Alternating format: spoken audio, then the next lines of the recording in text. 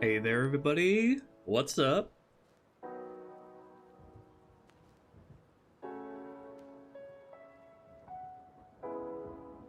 Welcome to the quarantine zone.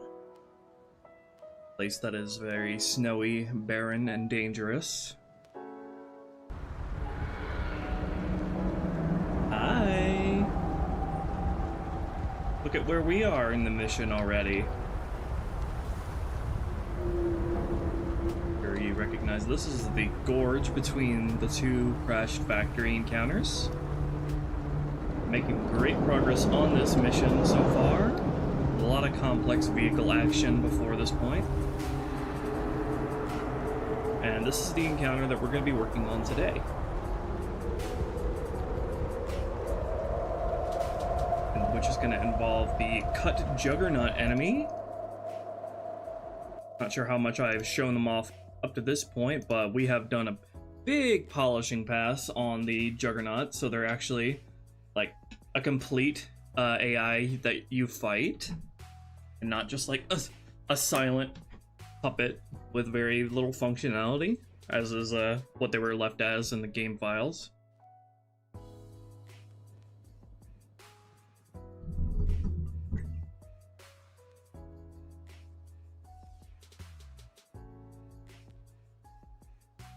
We're gonna start the stream by showing off the previous encounter.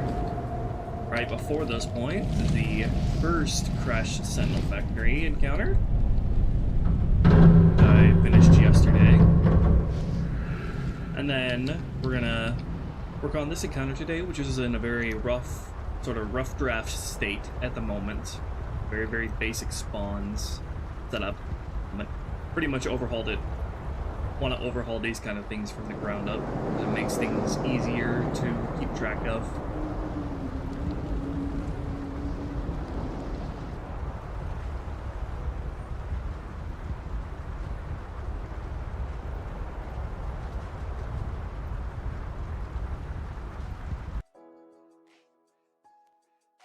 Alright, so let's dive into the crashed Factory A. Show you what we've done with that.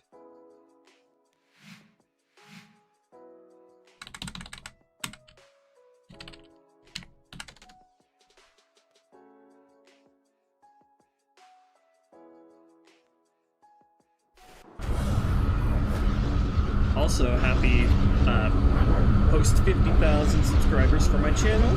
Been a long time coming.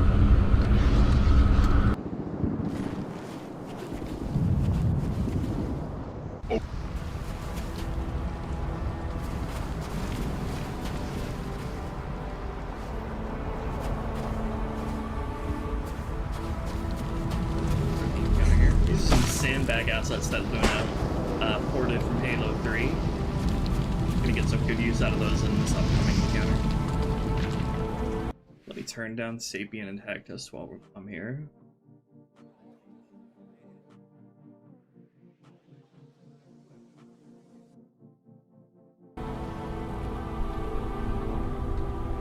This is the, you guys remember the line about the Spec Ops Commander's most experienced soldiers? Well, I repurposed them to be a reward that you get for clearing the big Exterior A encounter. You know, the one with all the wraiths before this point.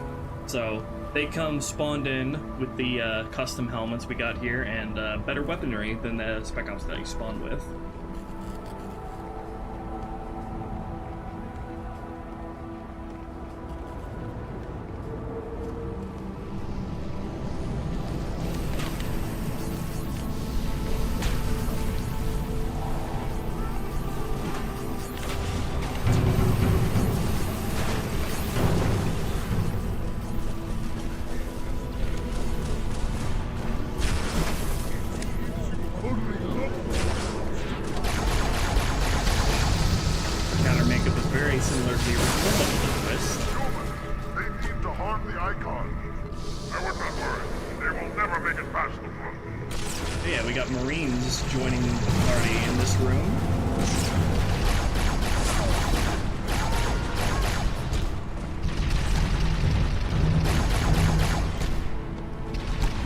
encounters where it's like a big party as soon as you enter. There's a bunch of different ways to approach it.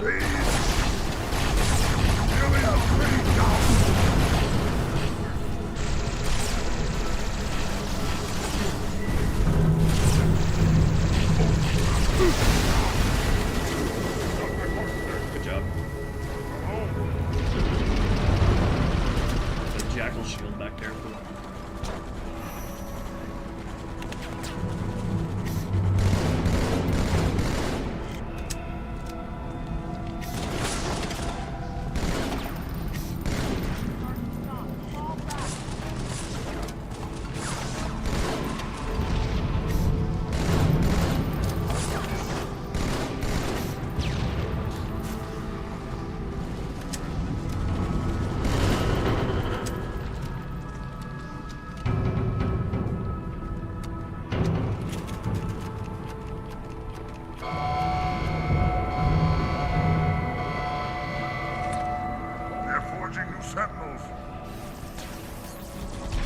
These cut lines.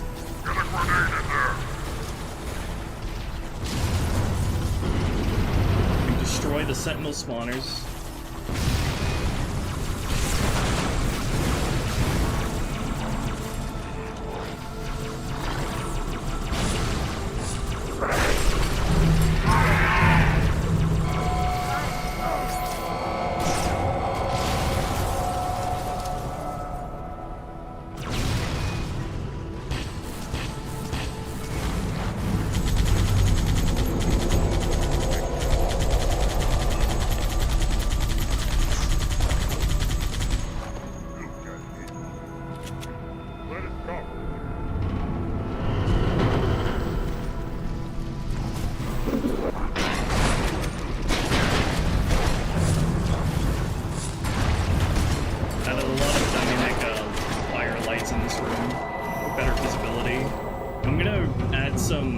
Lights on the BSB itself and on the light in this area, just that natural light. So doesn't have a flashlight. I'm saving any and all BSB edits for like after I'm done most of the encounters. There was also a Marine squad back here, but looks like they got wiped out before I arrived.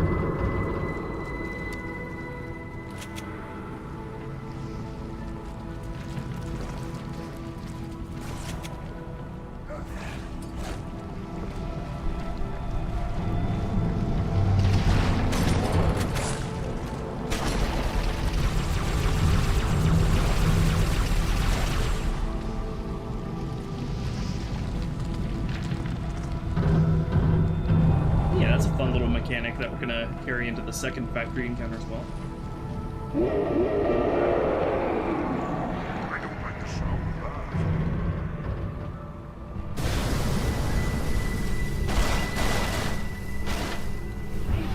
Okay, so this is the encounter we're gonna work on today. It's in a very rough state at the moment. We're gonna have some fun with the Juggernauts here.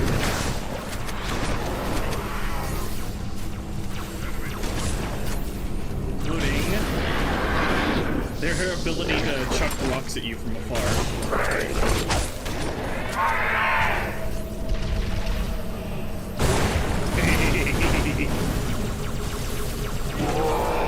It's evil. I love it.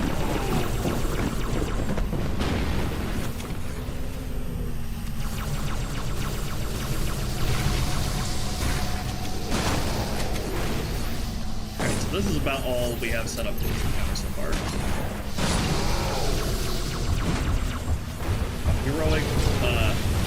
Heroic and legendary, there's actually going to be a second Juggernaut. The idea of this encounter revolves around the idea of you dealing with one Juggernaut on the ground and one high up, harassing you from afar.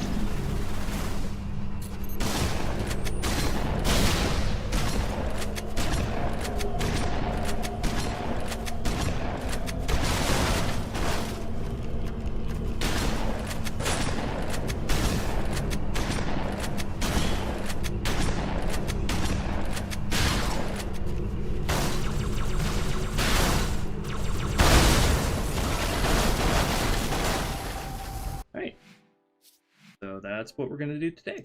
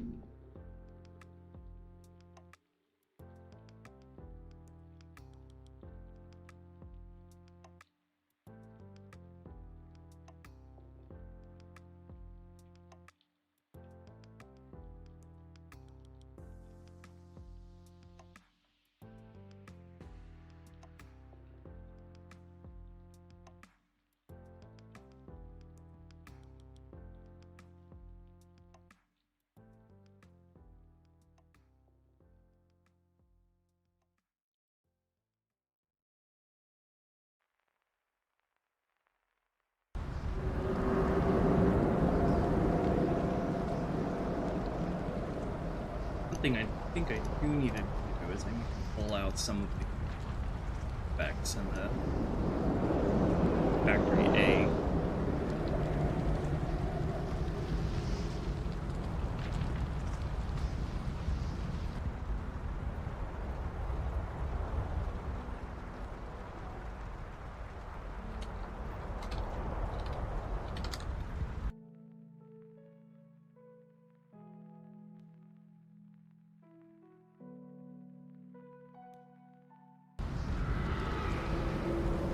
A demo is not out of the realm of possibility. No plans for it at the moment, though. Okay, so I got all of the spawns set up for this encounter already, which is like about like 13 or 15 separate spawns, dudes.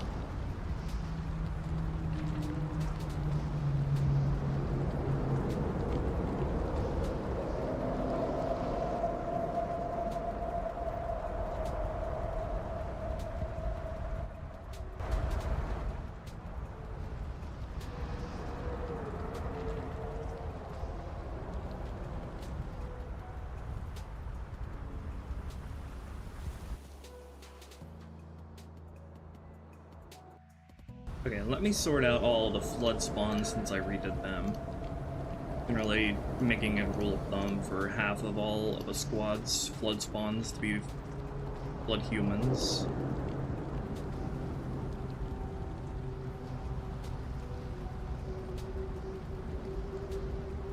And one of these guys is going to be a flood ODST with a rocket launcher, similar to how there was a rocket spawn in the vanilla game here.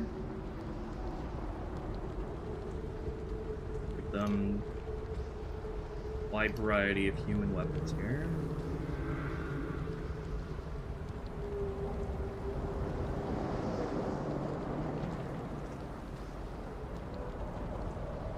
Slowly set their weapon. Carbine. Healer. I'm gonna give bunch of them needlers here, because that'll help with the juggernauts.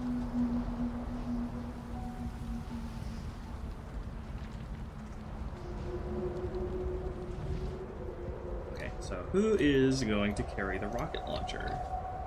Ideally, it's going to be one of the flood that are like already pretty close. So he's among one of the first that drop down.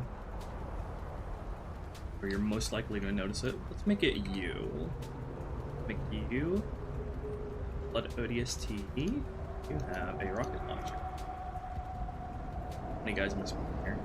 5, 7. And I need to make these guys squad, have them already in combat. Also have them bunkering so you can get a chance to get out of the entrance without them rushing you down. You guys are already in combat. Let's see, for the blood of far here.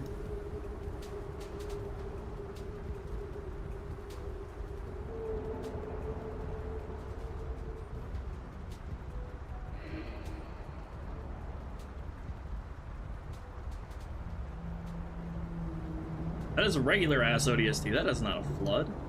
Oops. That would be a little awkward. Flood combat ODST.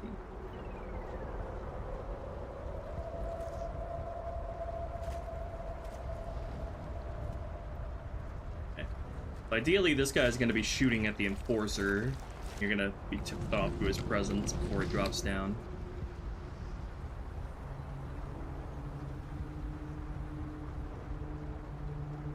And for the far, flood spawns over here. I think I'm gonna spawn them staggered out a little bit. Sapien's a little loud compared to my mic. I have it really low. Why is my computer's volume like really loud? For some reason.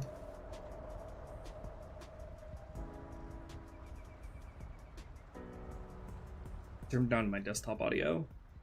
Yeah. I think I had it up louder because I was recording some stuff at an earlier point.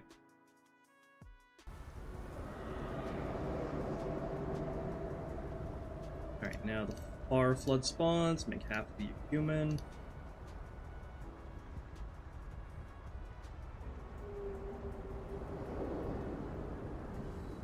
A good chunk of you will not spawn with any weapons.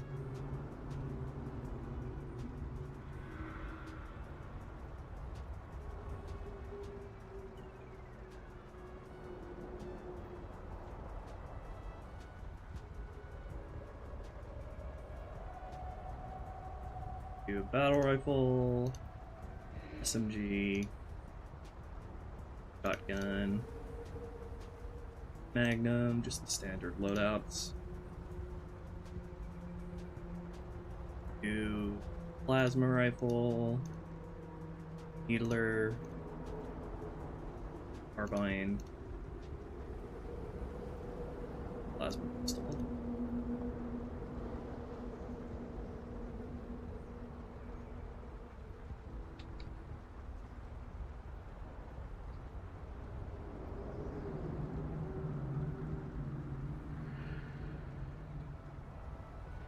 I'm gonna redo everybody's orders and firing points after I get all their spawns and their timings worked out.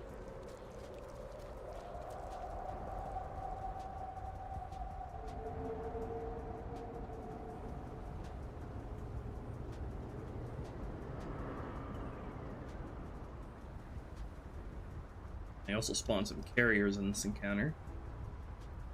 So, respawning infection forms, and then marines that spawn guarding the area exit over here. Okay, so let's finish working out all of their spawns. I only got half of the encounter spawn set up at the moment. Use this vanilla trigger volume. And one thing I want to do is I actually want to make use of the surrounding higher up areas here, because they're actually really easy to get up to, and that could make some really fun potential for like taking advantage of the level design to beat the Juggernaut and Flood below. So we're gonna have some fun with these surrounding hills here. I will determine what to put up there depending on what I feel like the encounter needs after testing it. Okay, so everybody on this end of the map will spawn in once you cross this trigger volume. Or once you've killed enough enemies.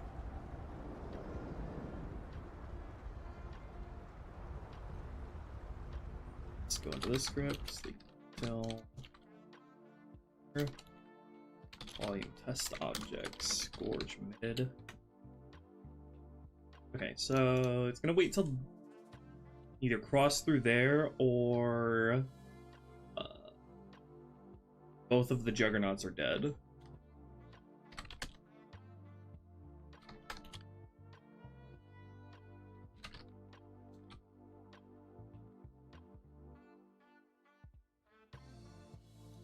And alternatively, we'll have it wait till the Enforcer is dead.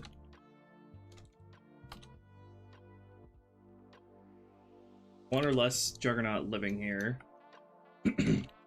And the Enforcer is dead.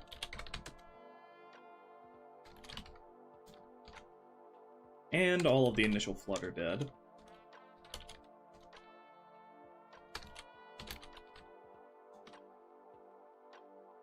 And all the initial sentinels are also dead.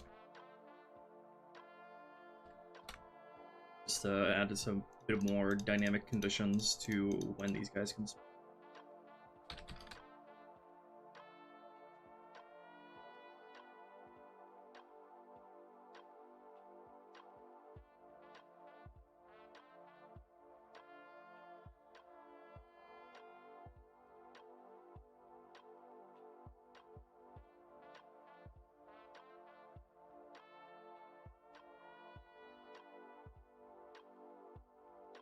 Okay, and then we're gonna spawn the Marines first. Yeah, let me make sure to only spawn this guy in Heroic up.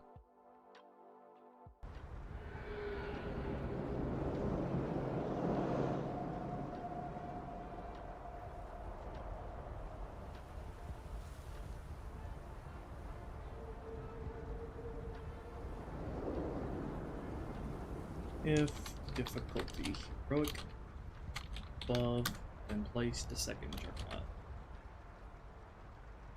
We're going to use two different kinds of AI, cut AI lines here, depending on how many Juggernauts we have spawned in.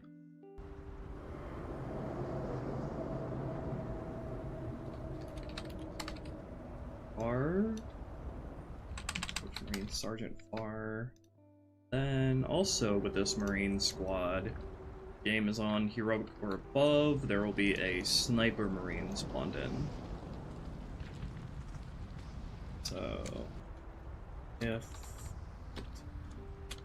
Heroic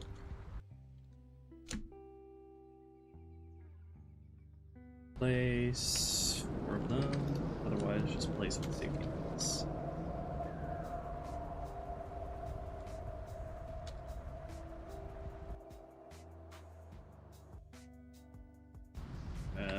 Need a retreat script for when you kill their sergeant.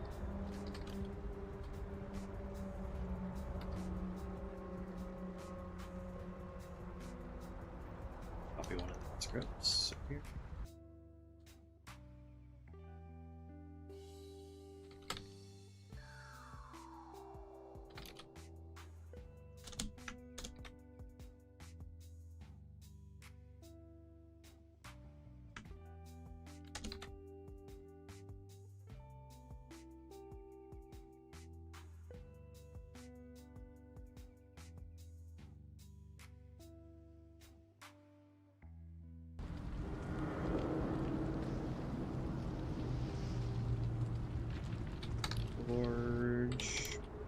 Sergeant until he's dead, and then these guys will freak out and retreat.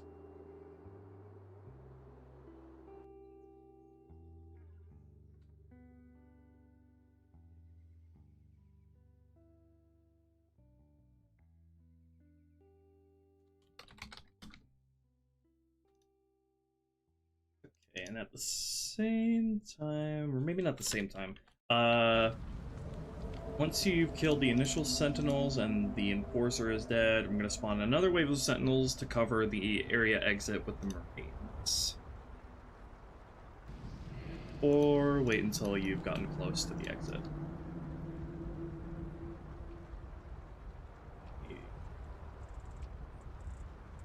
DV Gorge near exit.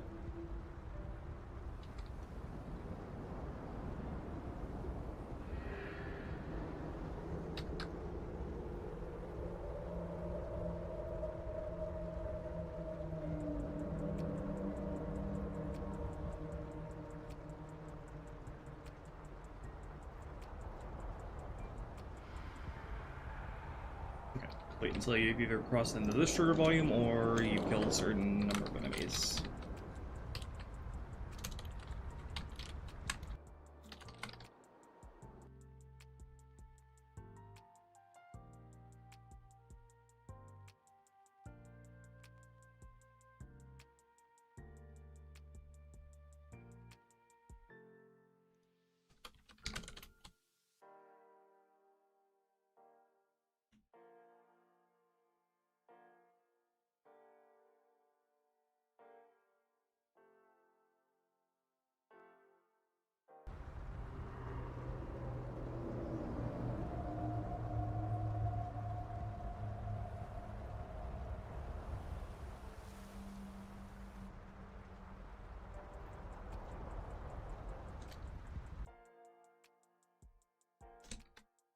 Probably specify non-swarm count here because Juggernauts can spawn infection, destroy them.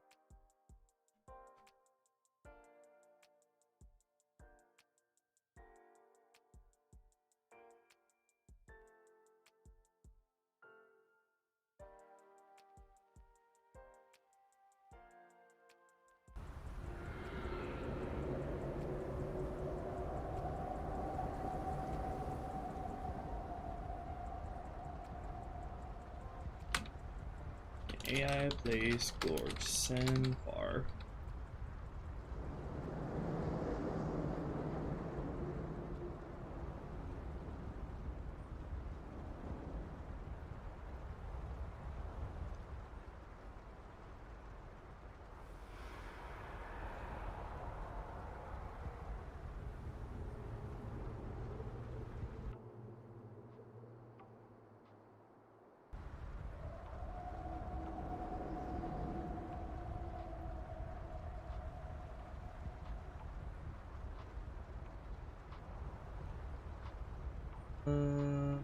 And the far flood spawns.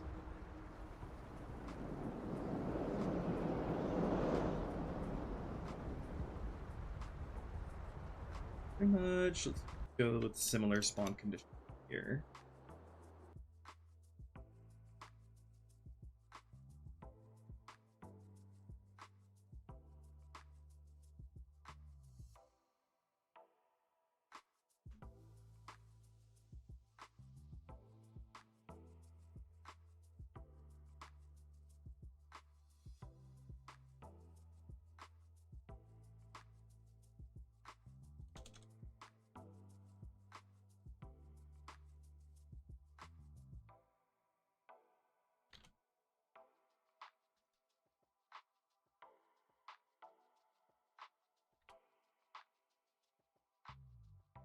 You don't have to have killed the Enforcer though.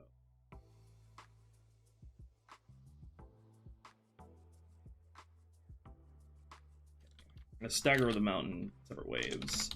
And place Gorge, Flood, Far, and then we're gonna sleep. Oh, and also place the carriers. In fact, let's place the carriers a little bit sooner than the other Flood so they line up well. Right, and then sleep, random range. Let's go 240 to 350, 60.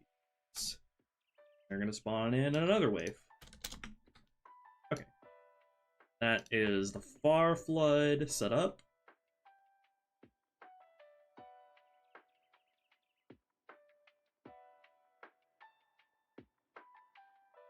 Back to me. Also, make it so the Juggernaut throws rocks at the Enforcer first instead of you. Okay, just make it so he throws at the Enforcer and then I'll do to have him throw it at the player once the Enforcer is dead. It's a CS face object. AI get object.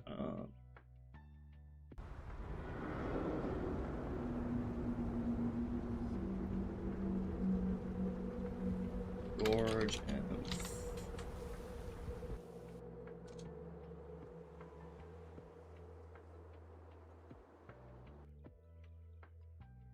aim, face, look. Okay, so he's not gonna throw at me at all in this bout of playtesting, but I want him to throw at the Enforcer first anyway. Okay, that's that guy. I also want the initial wave of Sentinels to be keeping the second Juggernaut busy while you deal with the initial wave of Flood and the Enforcer.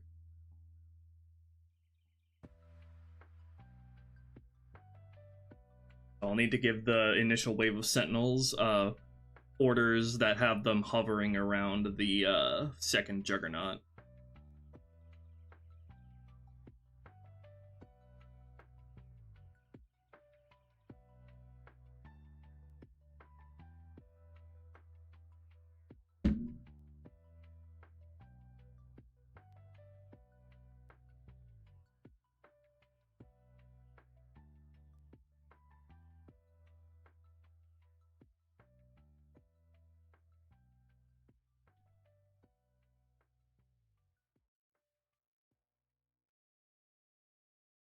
I think the last thing is I have a script of light respawning of infection forms to keep the Marines on the other side of the area busy.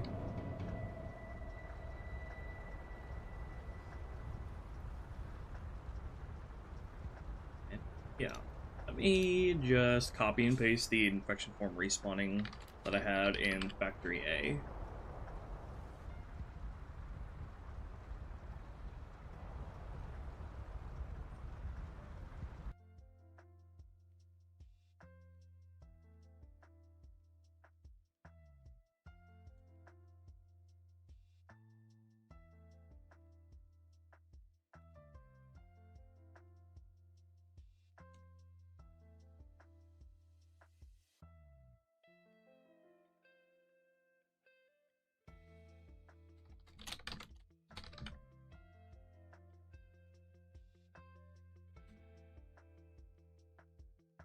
Okay, the ending condition for this script is going to be when either most enemies are dead or you're leaving the area.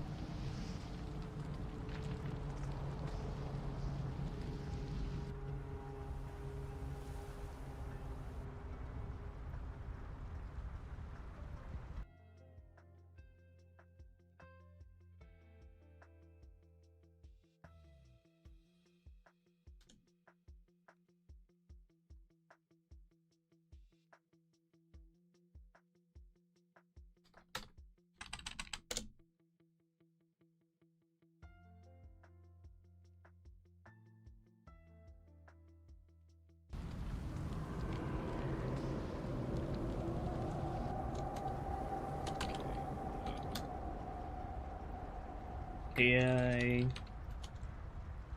yeah, non-swarm count, gorge, flood, 2+.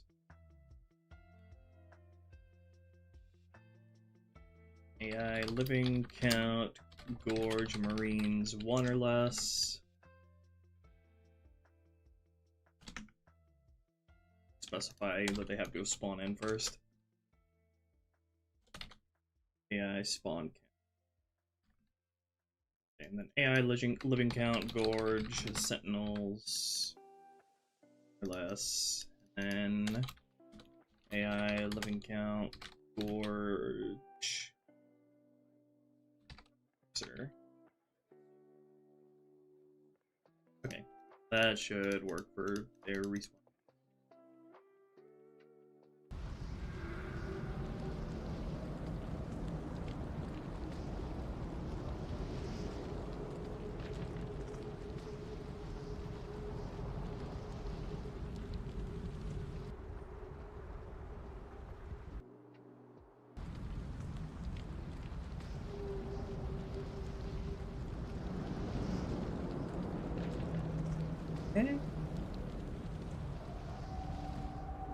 So this encounter is going to be hella chaotic because nobody has proper firing points and orders set up yet. Allies will not follow me currently, but we have the skeleton of this encounter set up now, so we can test that. Let me hop on over into tank test.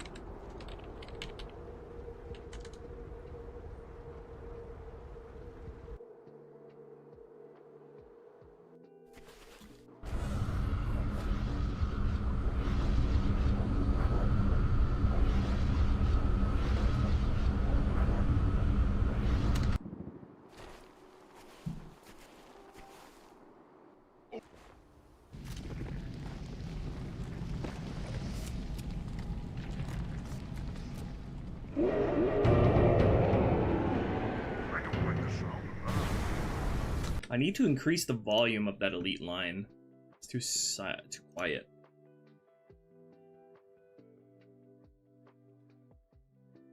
What line is that? 0830.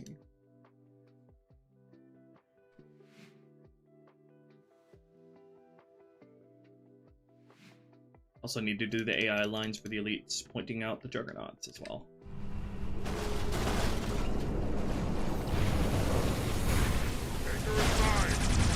Yeah, this is gonna be hella chaotic.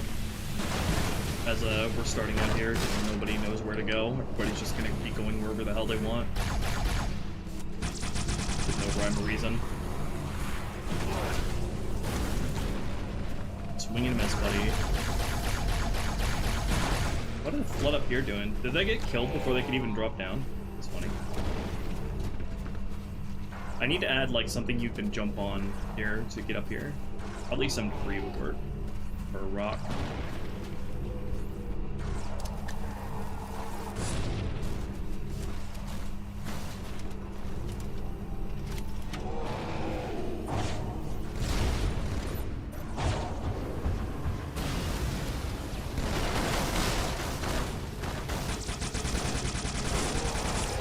Also, I need to give that Juggernaut orders whose style prevents him from flurrying or berserking while he's up there.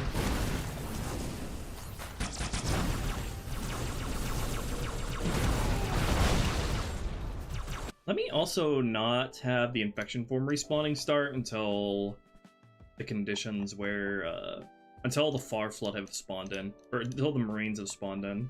Make the most sense.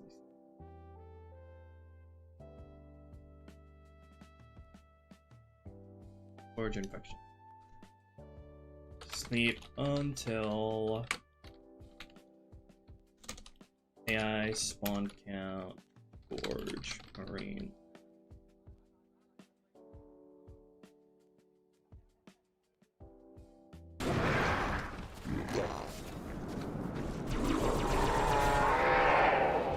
Oh, hi. You're still alive.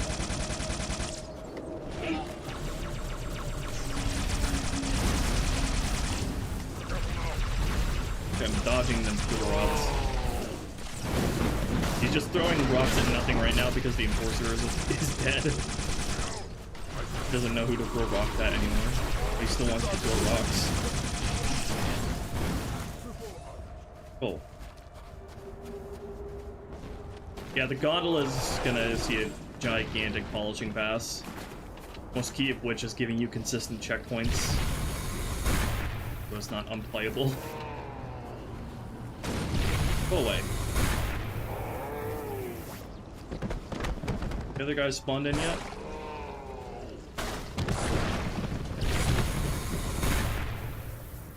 There they are. I need to have him jump down at some point.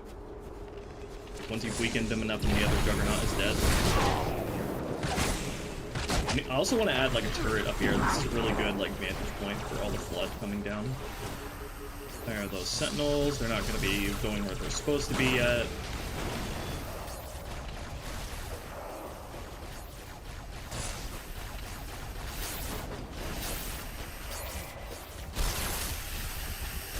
They're just floating around wherever they want. This encounter is hella annoying in vanilla though, because it just has infinitely respawning sentinels that come up from above. What are you doing all the way over here? And this is what happens when you don't have AI orders set up. It's just like complete mayhem without any rhyme or reason. Sergeant got a little too cocky. He was like, let me solo the flood. I can do it. That is a waypoint. That is showing up way too soon. Hold on. I also need to give a checkpoint at some point when you either kill the Juggernaut or progress far enough.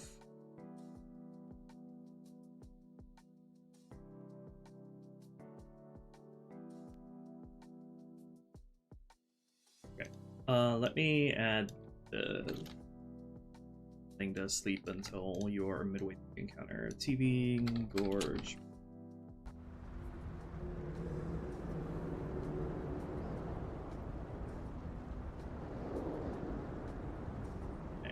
So once you're here, if you've thinned out enough enemies, it'll give you a checkpoint.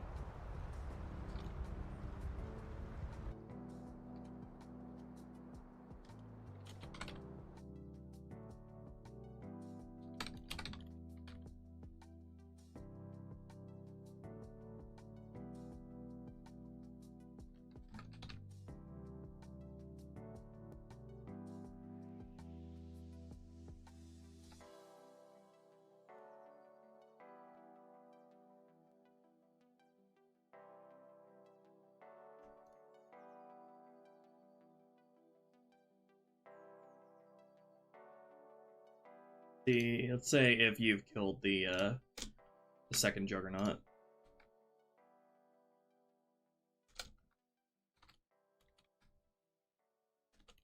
Immediate save, hack, save. Okay, and then I think I will also slip into the Juggernaut script here that if you've killed one of them, it'll give you a checkpoint like pretty much immediately. So let's go sleep until more difficulty, click above.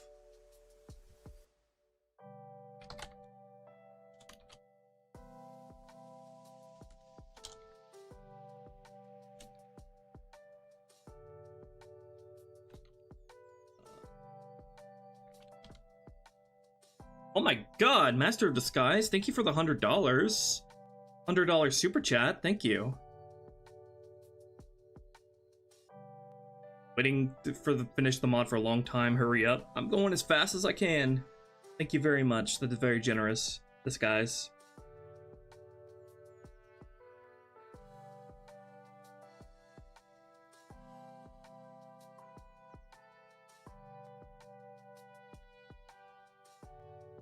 Gameplay changes are you making to the Juggernaut that are different from existing implementations and other mods? We gave them sounds, we gave them effects for all of their melee, gave them voice lines, gave them special shader on their, a special shader on their core, overhauled their material effects, overhauled their gameplay loop and behaviors, the whole shebang, and also made them destructible with gibs and everything.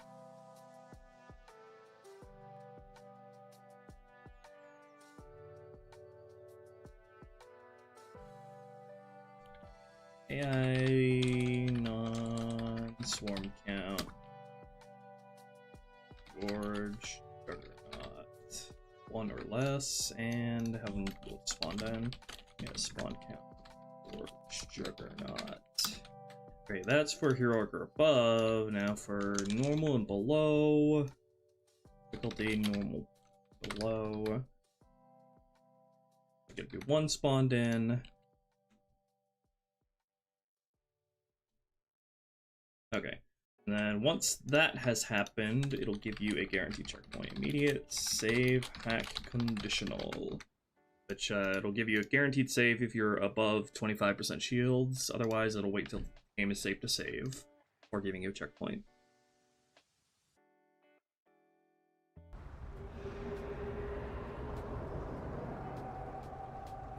Charcoy going to be added into the game? No. Not within Halo 2's scope, I don't think.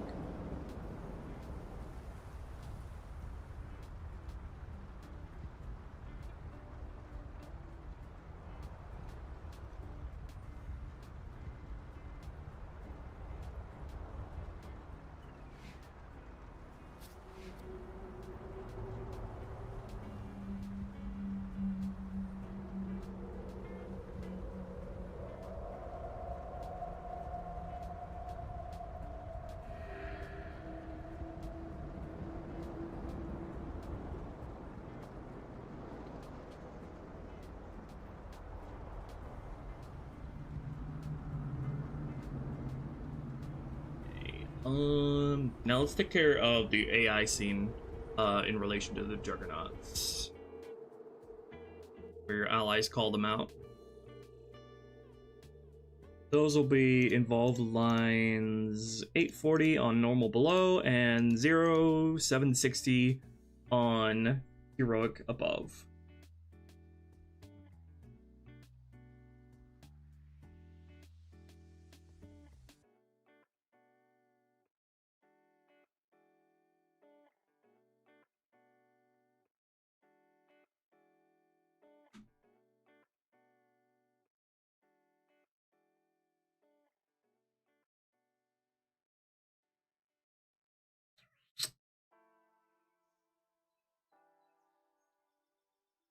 Okay, so we're gonna do it as we until. Let's first wait until the player actually gets outside.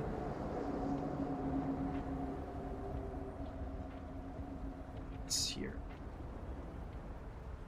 Speak until volume test. Steepy Gorge. And then we're gonna wait until AI spawn count Gorge Juggernaut. Wait till then and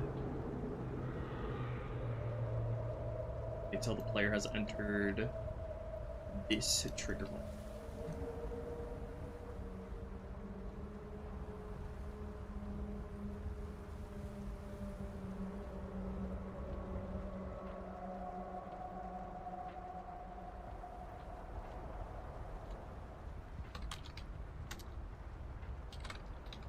And that trigger volume, and you can see either of the juggernauts. So objects can see object, players, AI get object, Gorge, Juggernaut, one.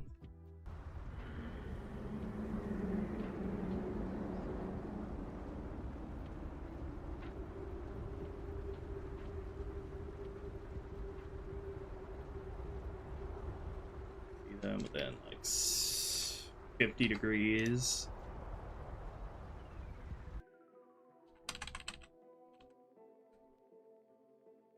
Okay, and then the elites will call them out, but we'll also add a timeout to this.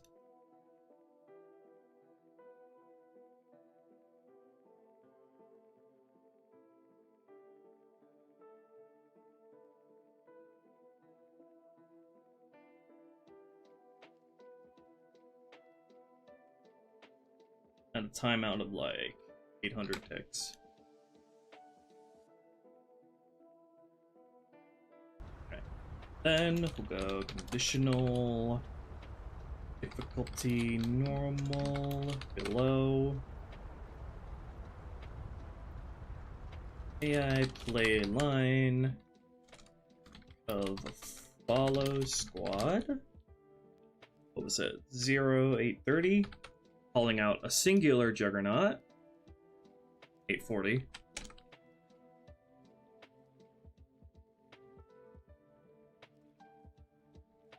And difficulty up. I think the 840 was... I think these were intended for the key ride, but there are also other cut dialogue lines that can refer to the Juggernaut there. Very interesting working out how dialogue lines should be repurposed, or if they should be implemented how they were intended.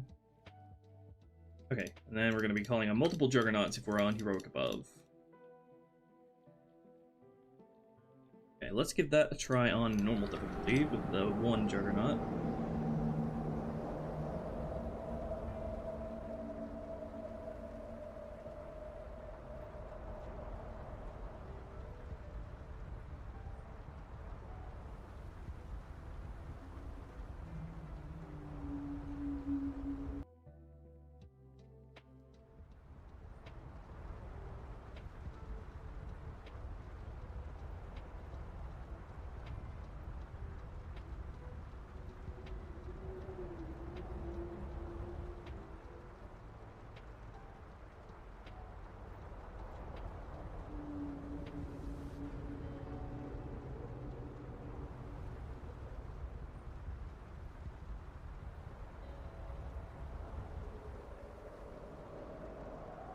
Okay, let's test that out.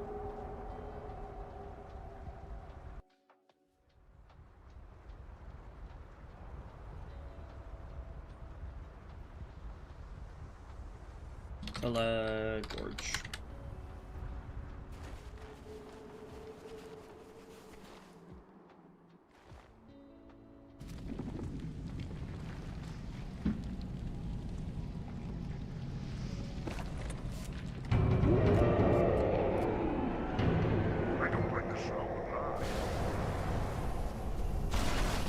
Probably move the trigger volume for activating this a little further.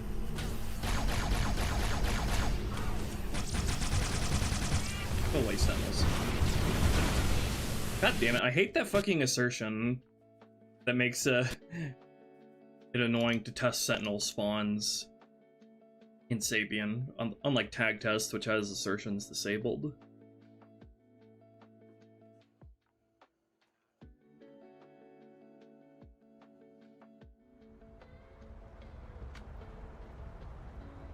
It happens whenever I activated an EMP death chain of the Sentinels.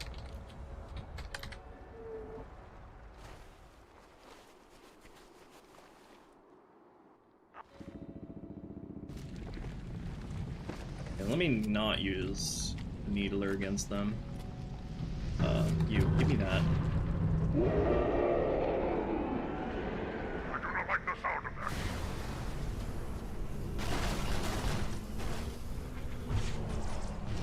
Definitely need the flood here to drop down a lot sooner.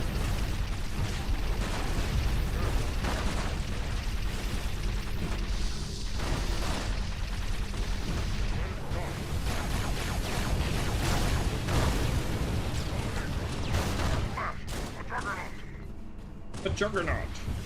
Gonna need to delay that line a little bit.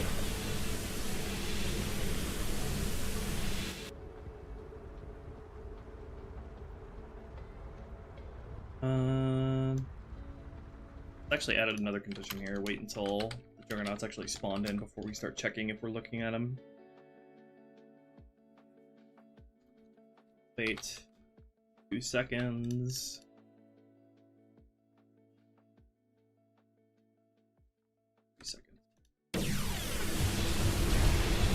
Okay. These infection forms have no idea what they're doing. I thought I said to only spawn them in once the Marines spawn.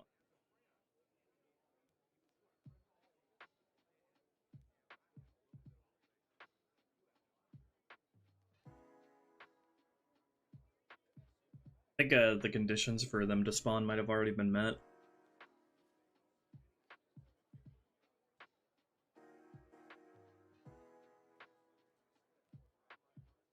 Yeah, I need to add a condition here. Have it check for if the Juggernauts actually spawned in first.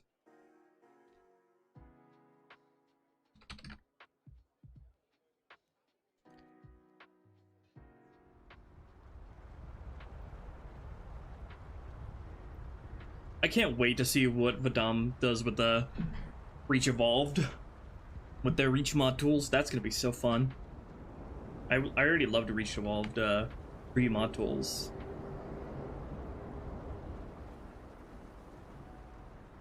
VonDoom is very insightful when it comes to Halo's gameplay design and balancing.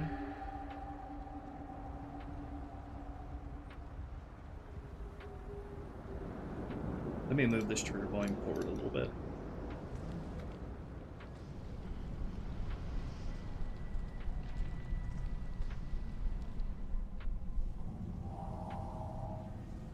Okay, and then I think I really need to adjust the positioning of these initial flood spawns up here so they get down a lot sooner. Move you way forward over here.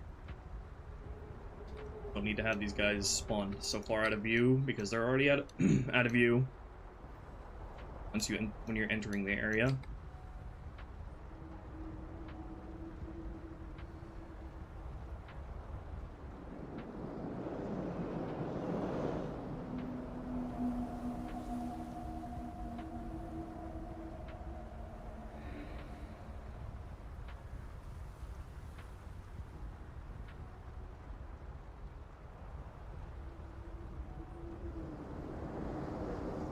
Where are your orders even taking you?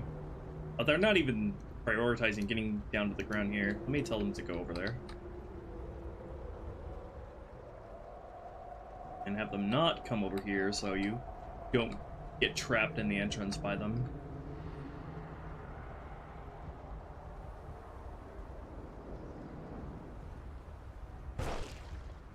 Okay, now let's test out that AI scene on Legendary, where there are 2 of them, 2 Juggernauts.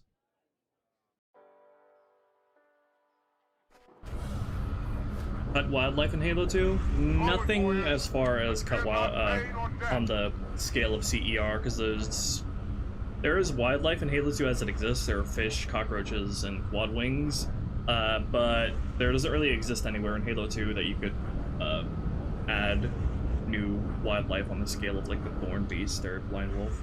Halo 2's levels are very, very condensed and tightly packed compared to Halo 1, with Halo 1's which had a ton of open space.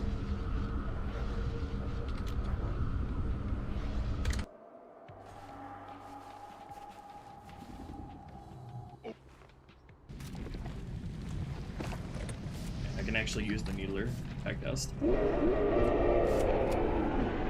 don't like the sound of that. Oh my god, the Sentinels immediately got fucked! God. For some reason, the effects are getting pulled out here. I think it might be due to, like... Let me check out the portals, the clusters, what they look like here. Okay. So this entire space only uses a single cluster.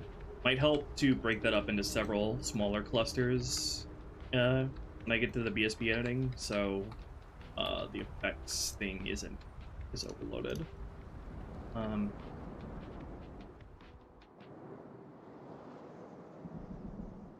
think that's an issue in the vanilla area here as well. Could run some cleanup scripts on the previous area.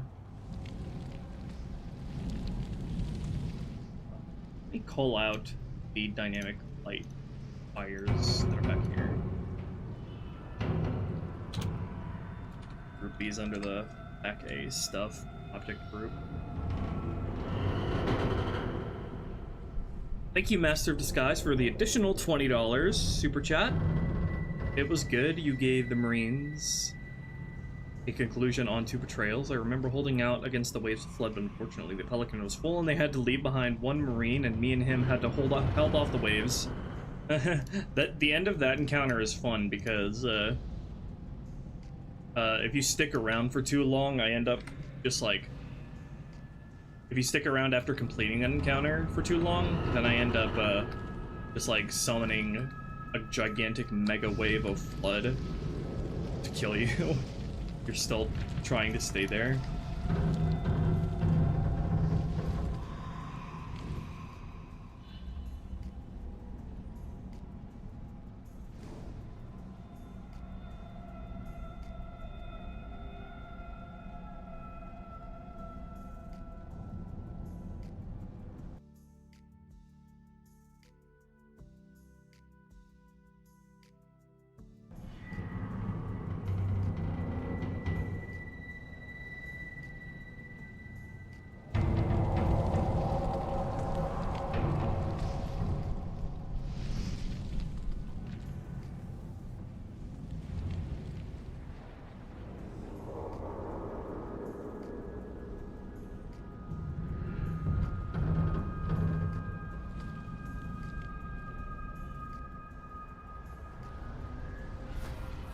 The center of this. Oh. It might be these big fires up here that are also causing the renderer to get overloaded. Okay. I think they're set to like cinematic, so they never stop emitting even if you're not looking at them. Let me take a look at that. Fire, basic, smoky, enormous.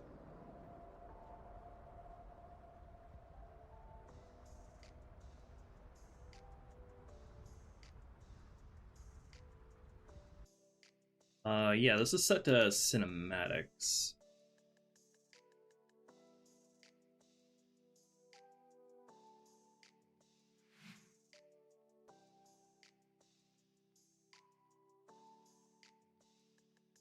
Okay, yeah, that'll probably be easier on the renderer.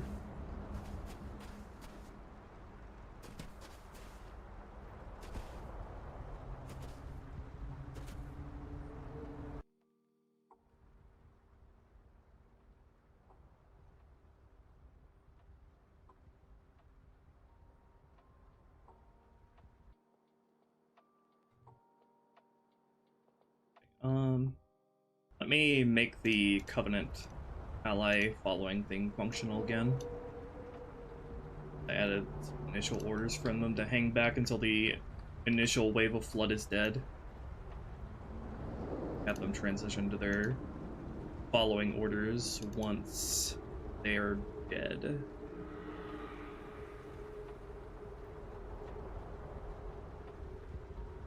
The follow gorge.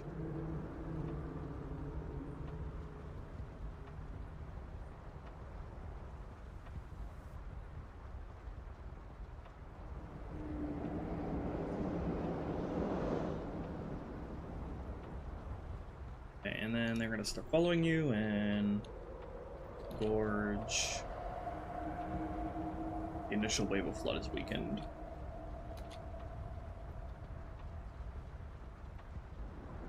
Exer less strength. Gorge.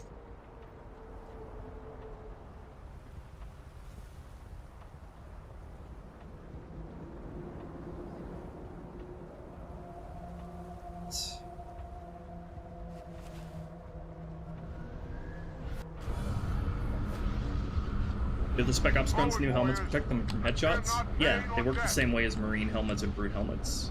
They could be shot off, but they resist headshots.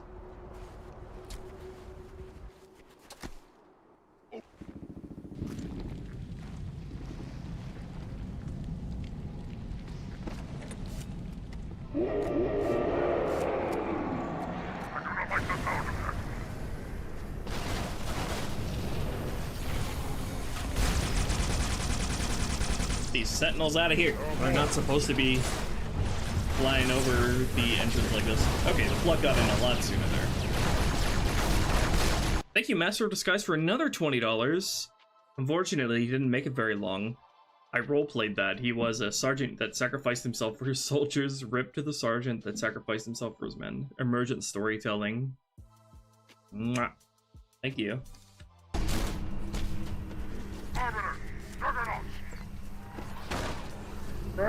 Juggernauts! Where's that rocket launcher? The rocket go? There it is.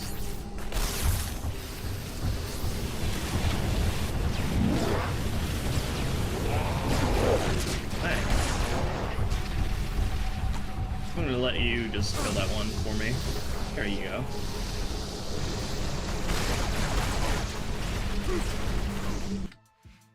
I forgot to set a strength level for AI here. Strength level less than 25%.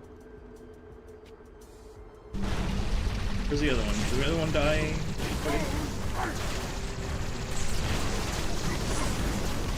Oh, looks like he did.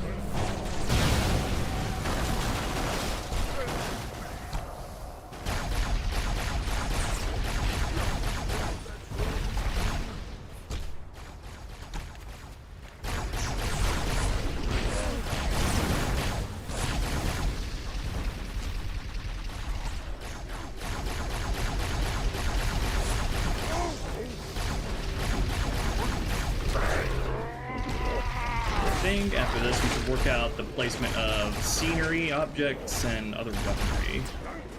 And then redo all of the AI firing points.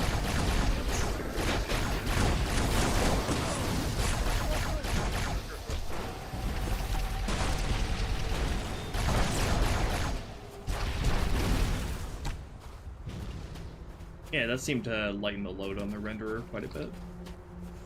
What happened to the Marines over here?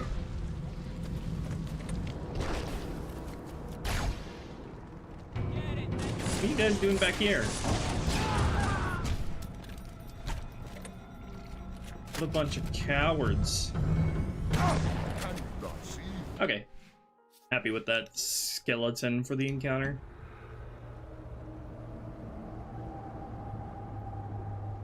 Okay, so one thing I definitely know I want to add here is the sandbags over here to the Marines' defensive positions. And maybe even some sandbags on your side over here, but we'll see.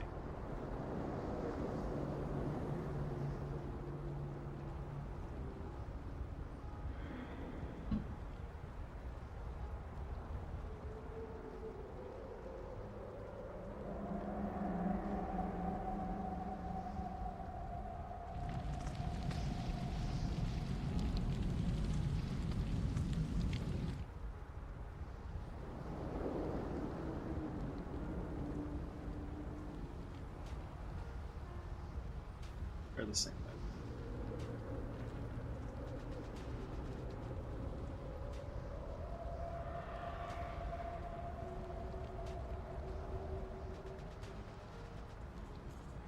Okay, which side of this is facing forward? This side?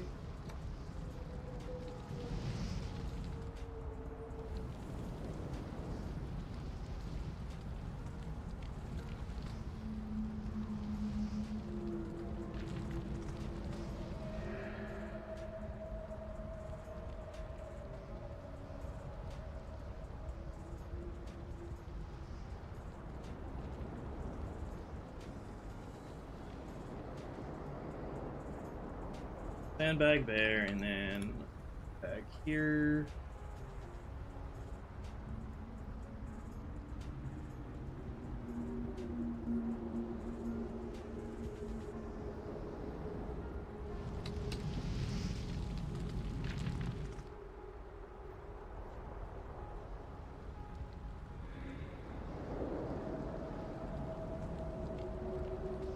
Got to do all the scenery placements first, so I know where I want to put all of the firing points.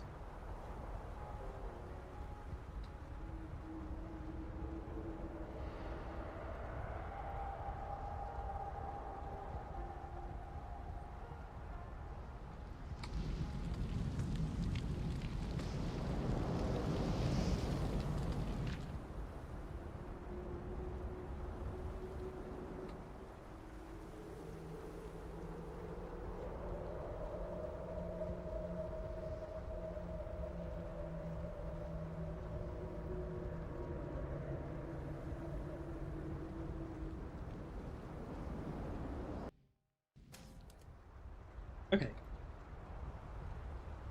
Gonna work for that. Now, do I want to have any marine boxes over here? I think I do. Just like one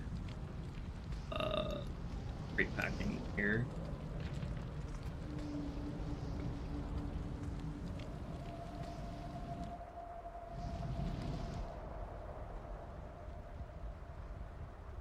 And now, anywhere else I want to put sandbags. Let's see, do I want any on your side, where you come in? I don't imagine that would be too terribly useful against Flying Sentinels, the Juggernaut, and the Flood. But I maybe wanna add some up here later. Once I, like, add some cool stuff up here. Need to take advantage of. Oh, since I wanted a turret here, perfect thing to use here is the turret sandbag.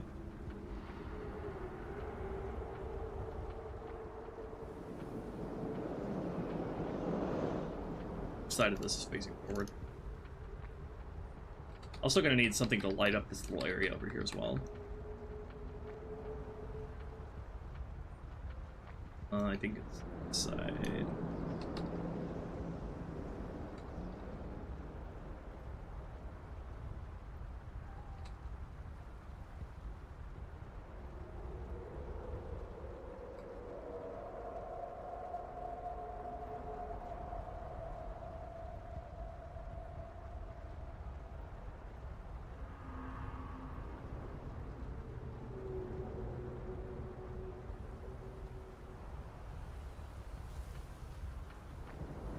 Should I add a fire over here, or like a glow stick? Probably when I edit the BSP here, I could add one of these smoldering embers here, which will give some emissive lights over here, so I'll put that in my notes.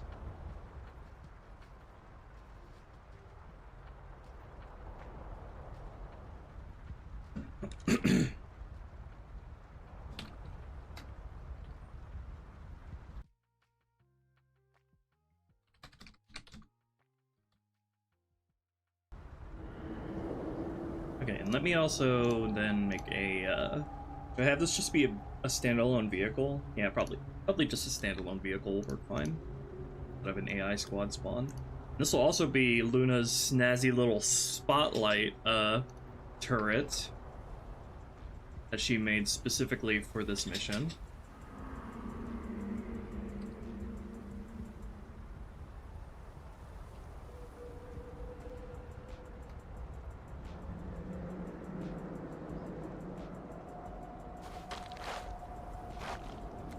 Game can use flashlights. 1. Oh, this is the wrong one. Turret AP. Spotlight. Should be able to be destroyed. Have the non-destructible version in here though. Yeah, that. Turret AP. Spotlight.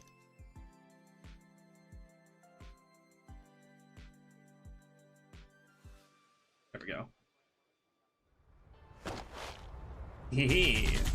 Fun, fun.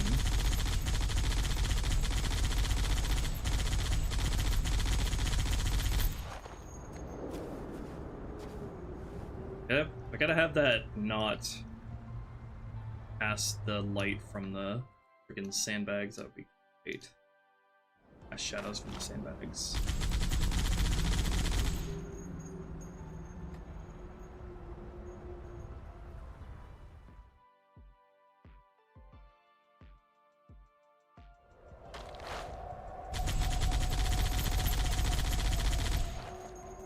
I'll fine-tune that later.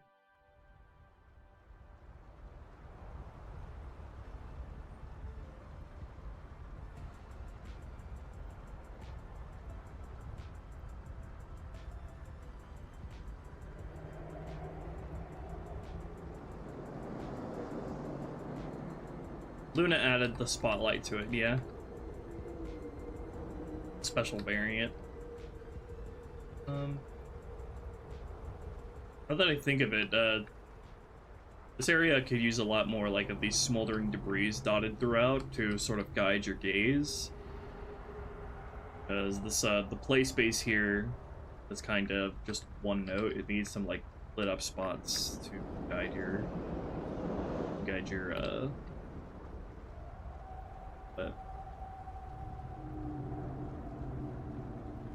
what else over here? I said I wanted to add like a debris over here that'll let you jump up to the second level here. Let me add some debris. Debris.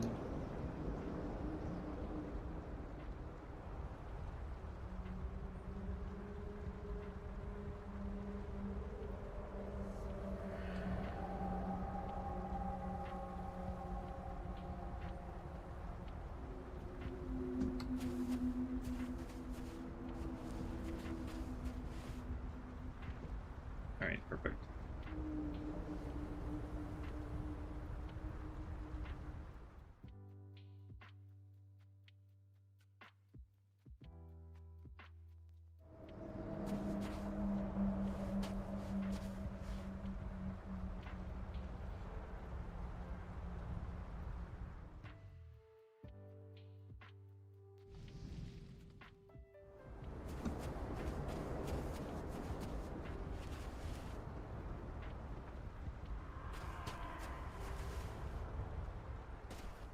I did put an overshield back here forever ago.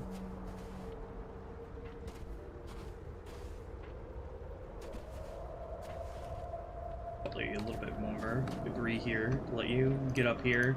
Because this area here goes like winds all the way around the area, which will make it like a really cool sort of vantage point if you manage to notice it.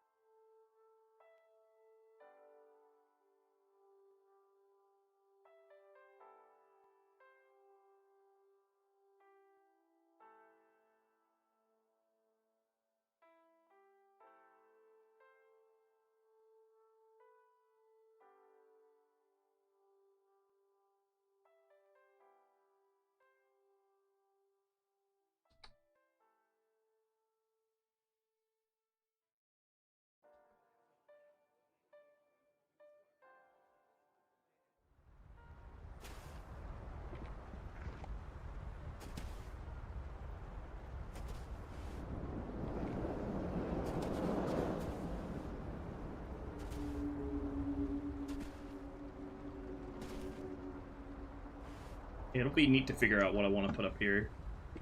Maybe like an extra rocket launcher.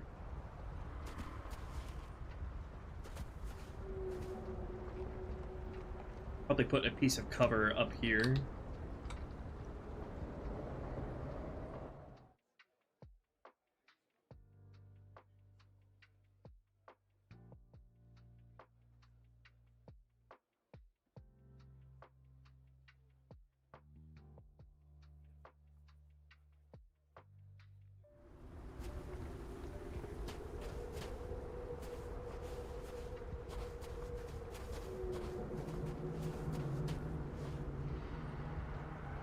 Let me see light maps.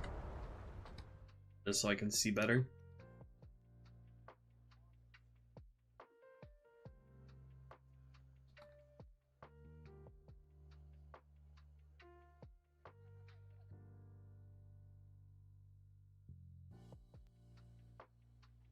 I'm not going to add any flood pure forms to H2R. You have well enough flood forms to work with that need representation.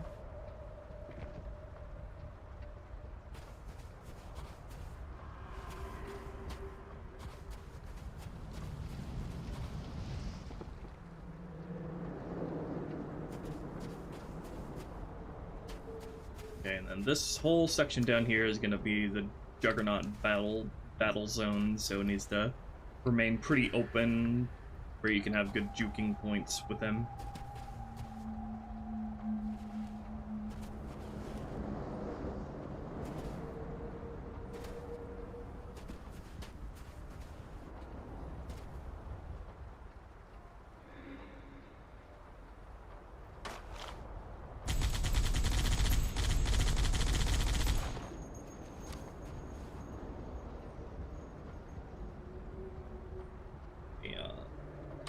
Stuff.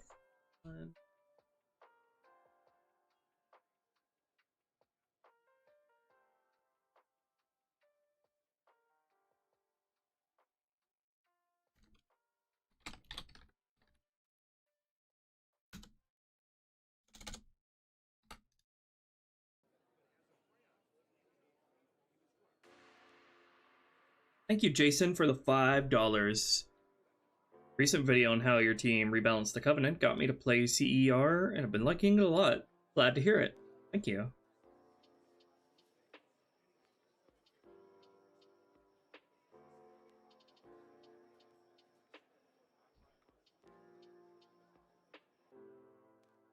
Since there are 2 Juggernauts in this area, I want to make sure the player gets access to the rocket launcher from this flood, definitely. I should probably make really easy access to another rocket launcher relatively close by in case that gets, like, launched away or garbage collected early. I think probably putting a heavy weapon, like, over here, maybe the GPMG would be a good idea. Also, rocket ammo. We'll put, like, 2... like 1 rocket here, 1 rocket here, and then a GPMG.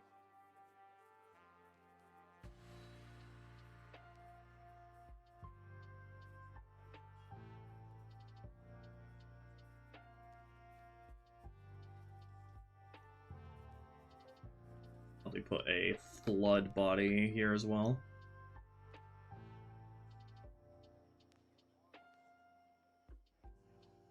And probably put a light stick here. You can see it.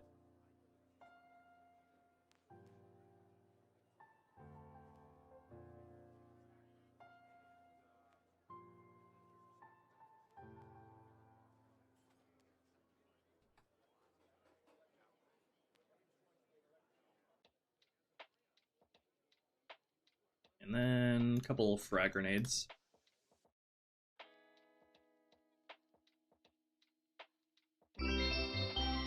Whoa! Thank you, Holy Mosey. I've been following your work for years. I love your work, and I can't wait for release. Any thoughts on more civilian representation in the Halo games? Also, what are the differences between standard Spec Ops elites and the Shipmasters elites? Thank you for the $5. We are gonna have civilian bodies on the Earth missions. No living civilians though. As far as the Spec Ops commanders elites here, their only difference is that they have the helmet permutation and they wield better weapons.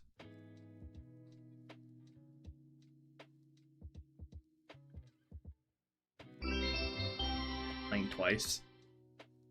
I've been following your work for years. I love your work, and I can't wait for release.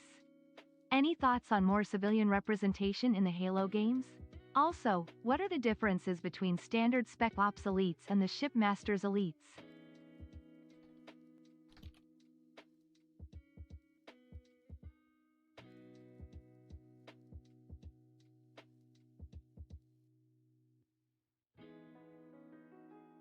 Yeah, the Juggernaut has gibs if you destroy its body. Not dynamically though.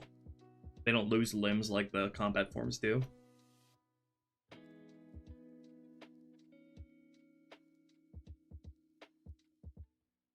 Probably scattering multiple rockets around the area would probably be a good idea here.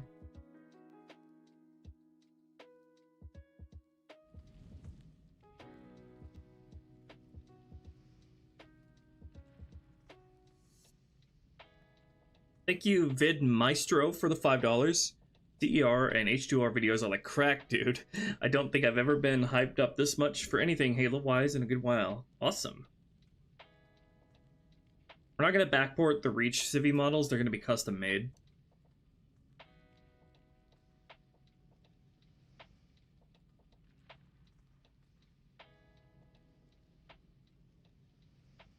Shotgun down here with this one.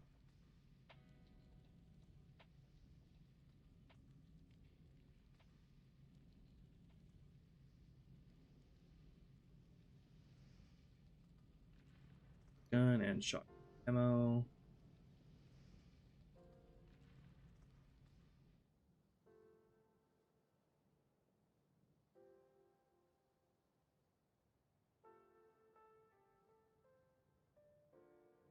And frags.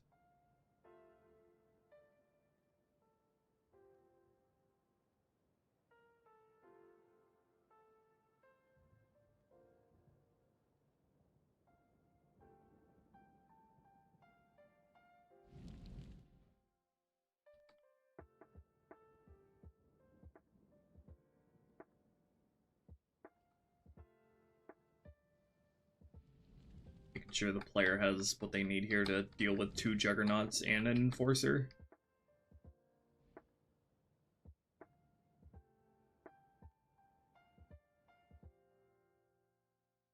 Sniper ammo here too. I think putting a sniper rifle up here would only make sense. I'll see about that later.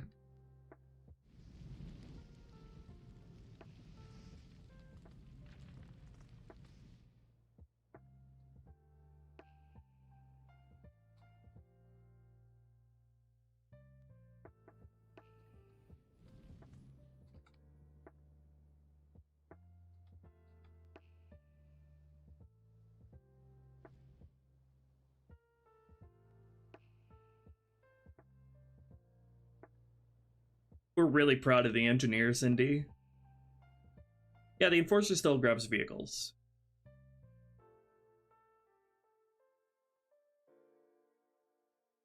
Blow a Juggernaut up? Okay.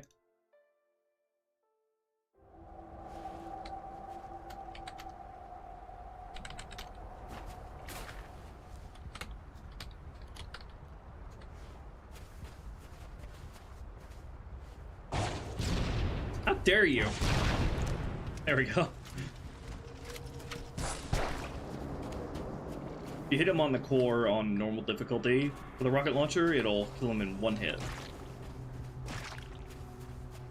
Also releases a bunch of infection forms, like a bloated carrier. Okay, I feel like probably have some form of like crates down here, but I'm not sure what kind of crates.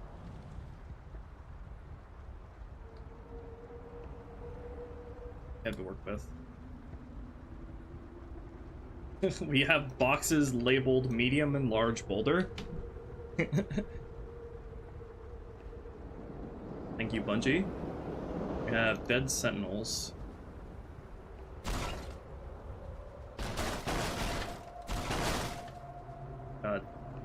Enforcer debris. We have fusion coils. I want to use fusion coils in the next factory area, with which are going to have a bunch of marines in it. Can't really justify putting fusion coils out here though, without having a bunch of other human equipment.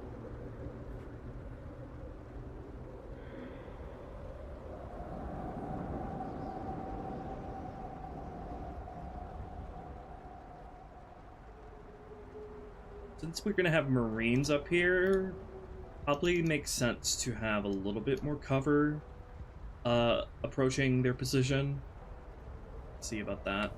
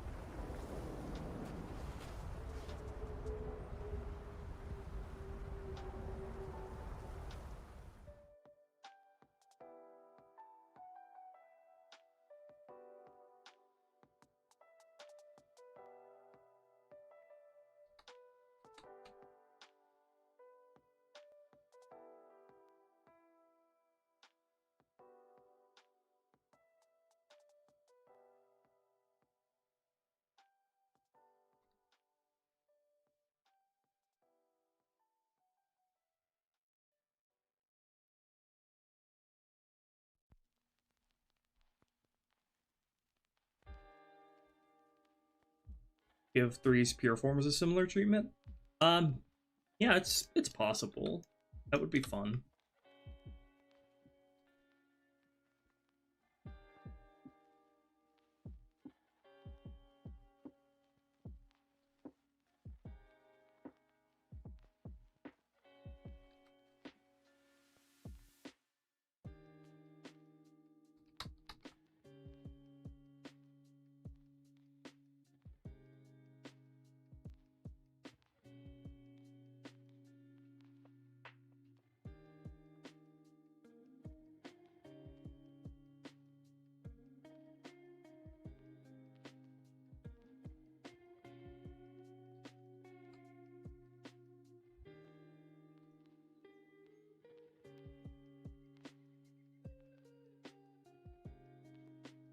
Trying to figure out how I want to position this. Give you cover, but not to block off way too much. This ought to be a flanking point for you to approach the Marines here.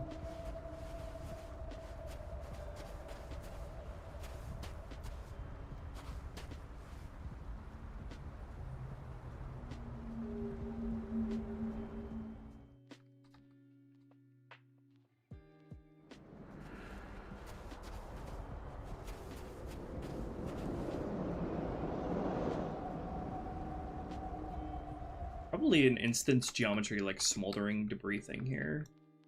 Probably makes sense.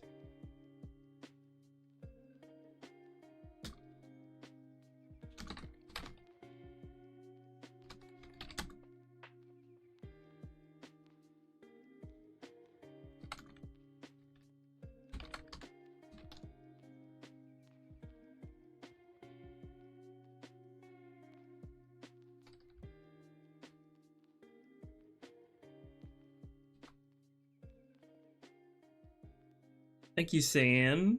Thank you for the well wishes.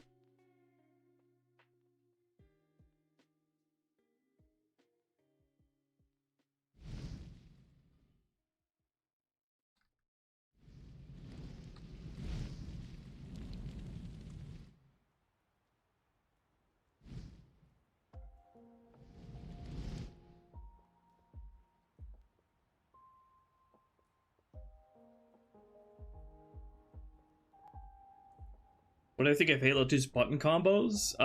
They're really toxic and sweaty. They make multiplayer very unfun versus people who know how to use them.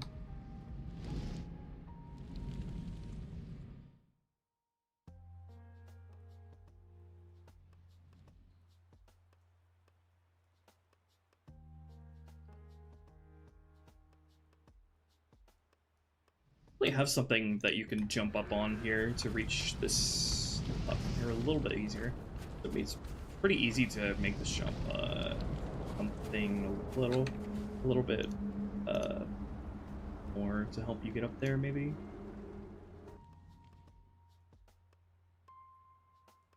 Probably an instance geometry. Put that in my notes.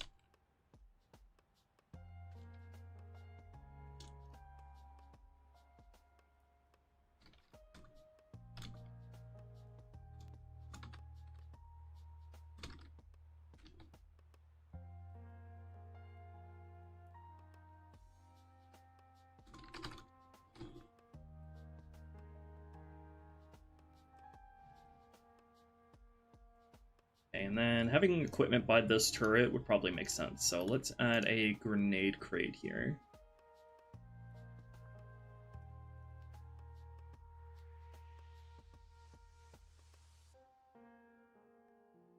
Like 2 grenades in it.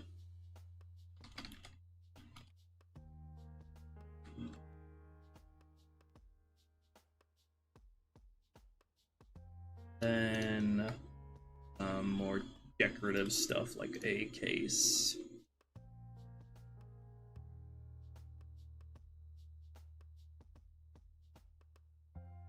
Case and a rucksack.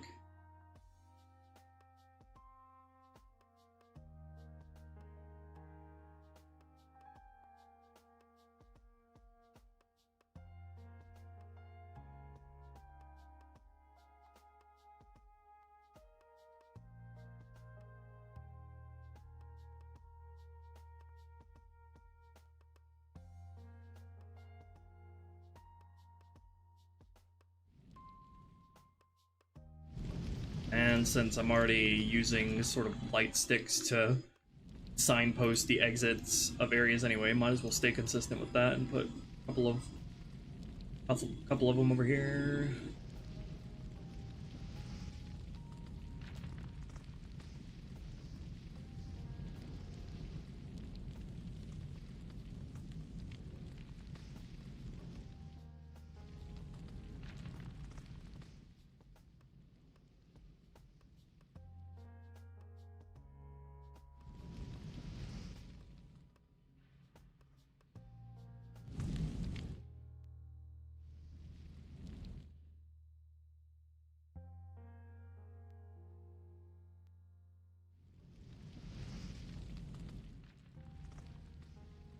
Two random stray frag grenades here.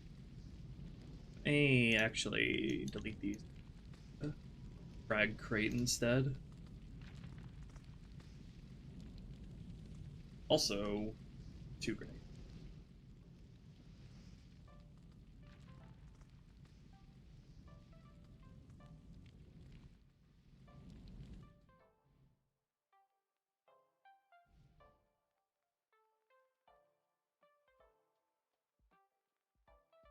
I should probably put a jackal shield before the factory B encounter, because that'll be really good versus marines.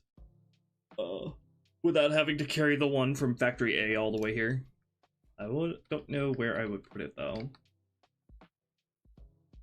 Also, maybe I should add something to let you jump up here in case I want to put anything up here as well. Yeah, and also having that. Probably add some cover to this point here, since you're going to be using this position here to fight the marines guarding the exit.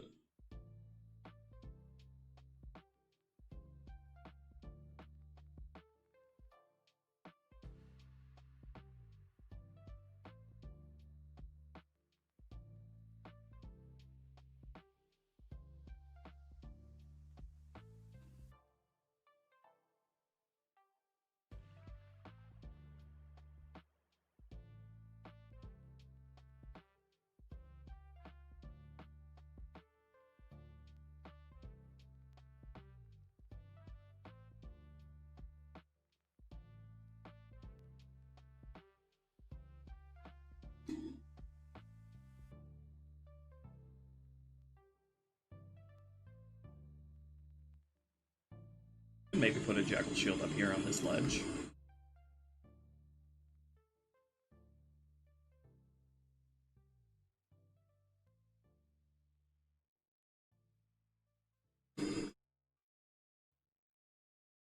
Bullets deal a small amount of damage to thick shields. Not standard arms, but vehicle bullets do a tiny amount of damage to them.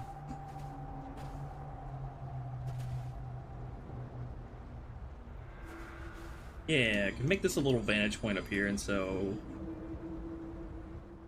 by that logic, add a cover piece up here. This encounter has a bunch of potential for fun vantage points you can find, so might as well play into that.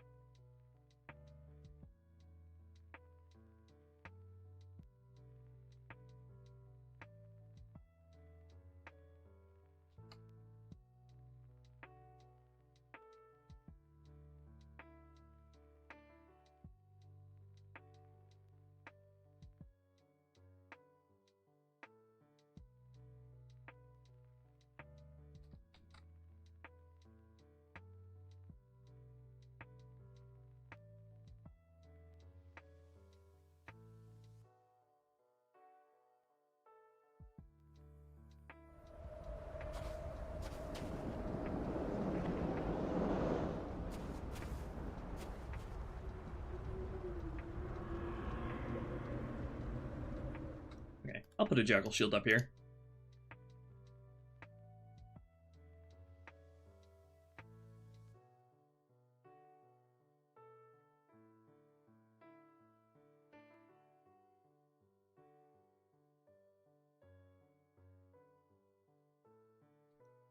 Shield up here along with, let's see, what would be a good single or dual wield weapon to take against the marines here? From this vantage point, probably a needler.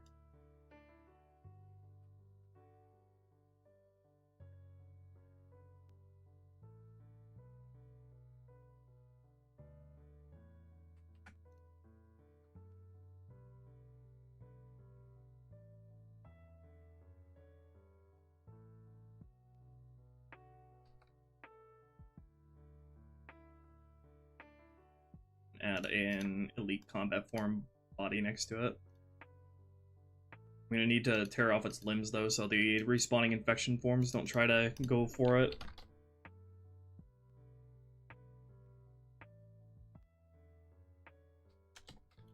Thank you, Imagine Art, for the $5. Were you ever able to get the Marines to stop blowing themselves up with the rocket? As best as I could. The big issue was they had insane target leading, which led to them shooting the walls if they were tracking moving targets. So, remedied that as best as I could. And for certain missions, Marines will switch to a Magnum in like close quarters encounters, and then switch back to the rockets once that encounter is done.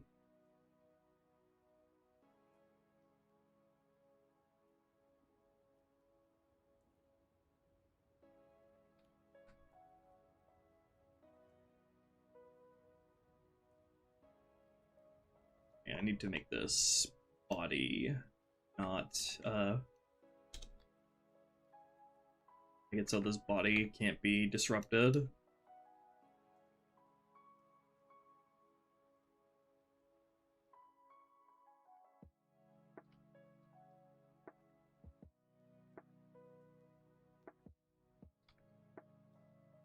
Back here. Oh my god, you can get over there from here. I didn't even see that little passageway here. This upper route really does wrap around the whole area, doesn't it?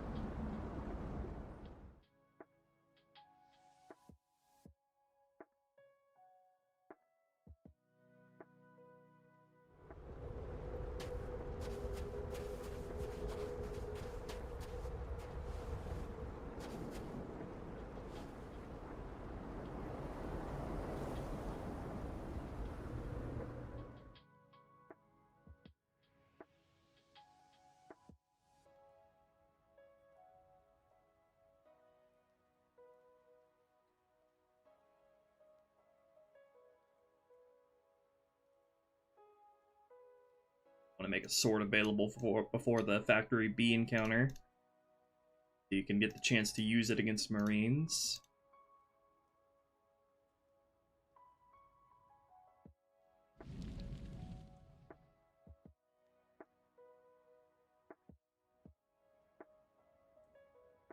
Put a Magnum up here, I think.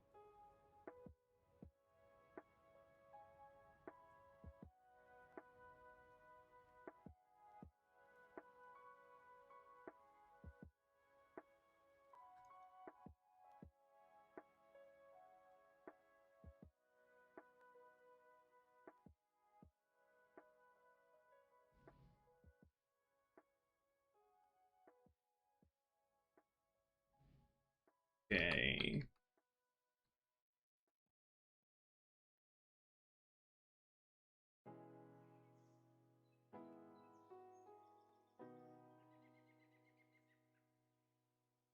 Bye, little dude.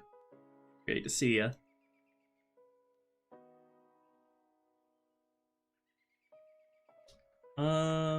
Should have a health pack somewhere, probably. Probably put a health pack before the Factory B encounter.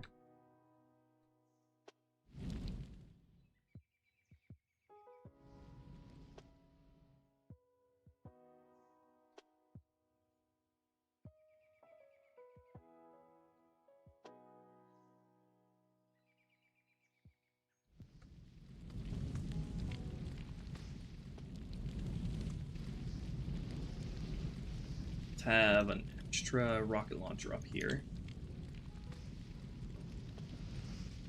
What was that?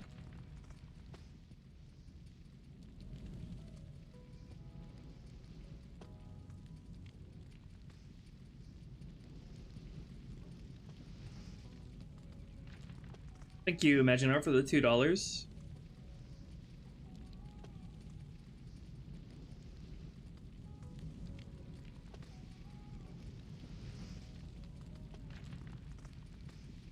have just a dead marine body up here.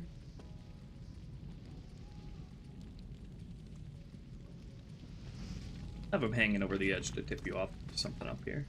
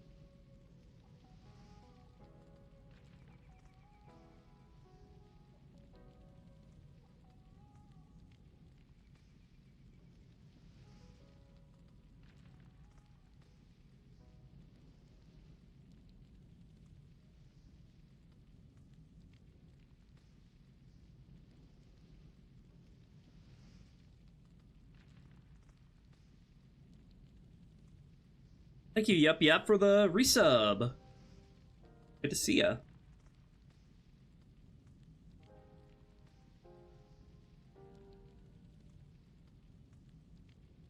Thank you, Cindy. The active camo thing is my phone ringtone.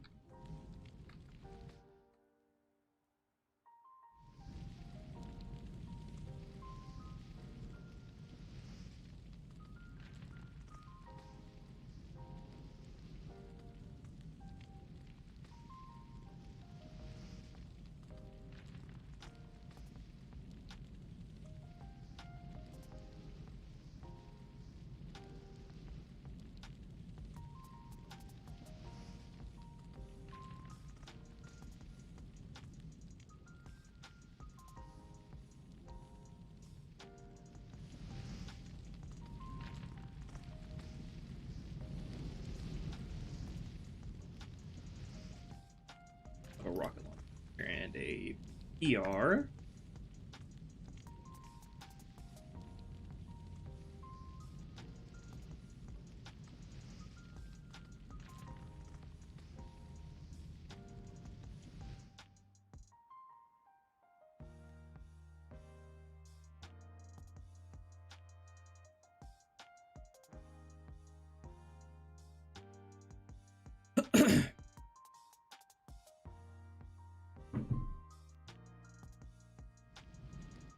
Okay, so I definitely want a sniper rifle up here. I have a light stick over here.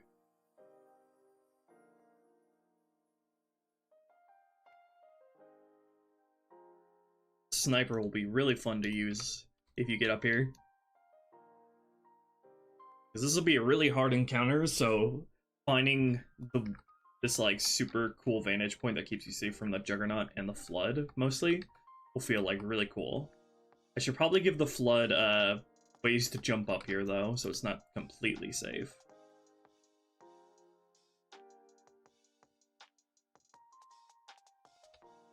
I want to put like a sniper spotting scope up here too.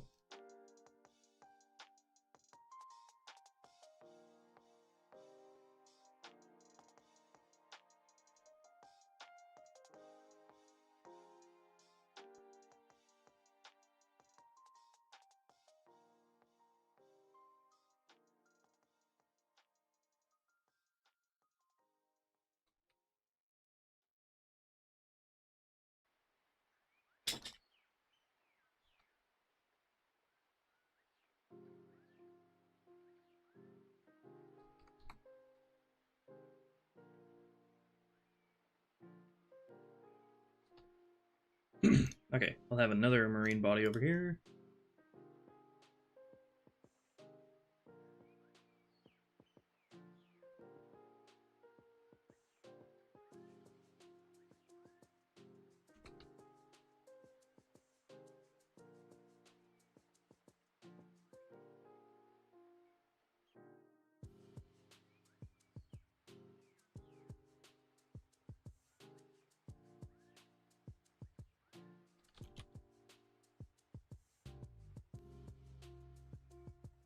see what the right name for this is.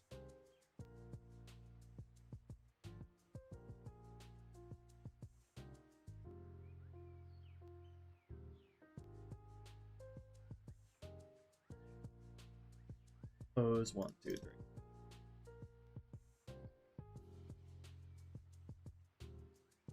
Have her lean against the wall.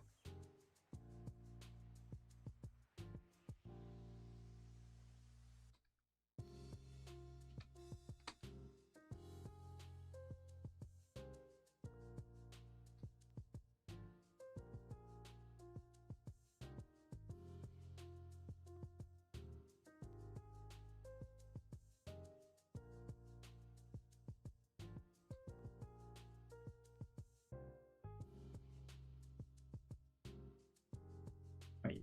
Let's give you a sniper rifle.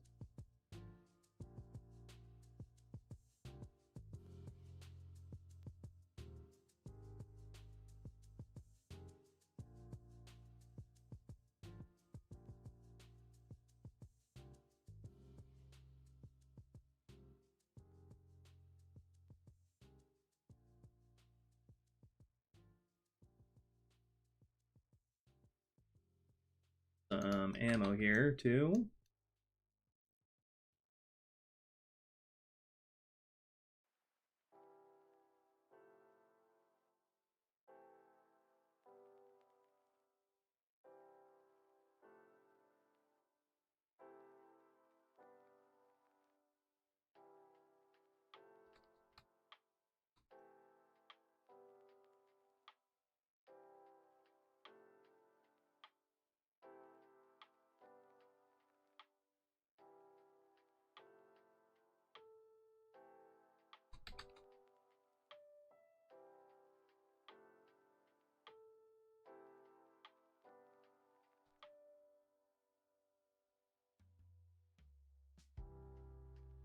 Okay, one sniper thing of sniper ammo there, and then put another like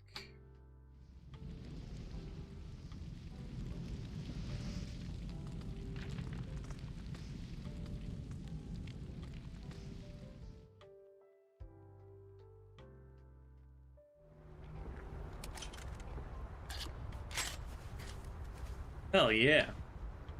Using the sniper against the Juggernaut will also be fun. And then probably be a good idea to add a piece of smoldering debris here to light this part up here.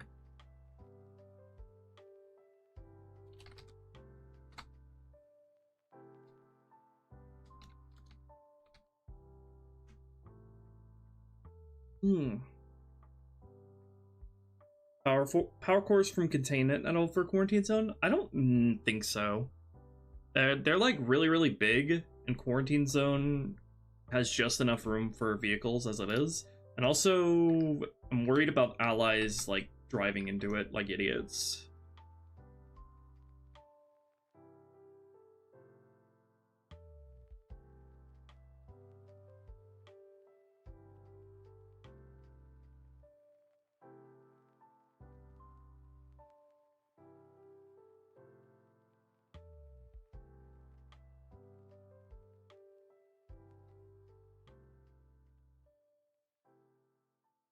Thank you, David, for the $5. Is there a projected release date for H2R? Will there be Hunter allies in the mission Uprising? No, not in Uprising, but release dates aren't really something that we can commit to with the mod like this, since a lot of the ideas are thought up as we go along.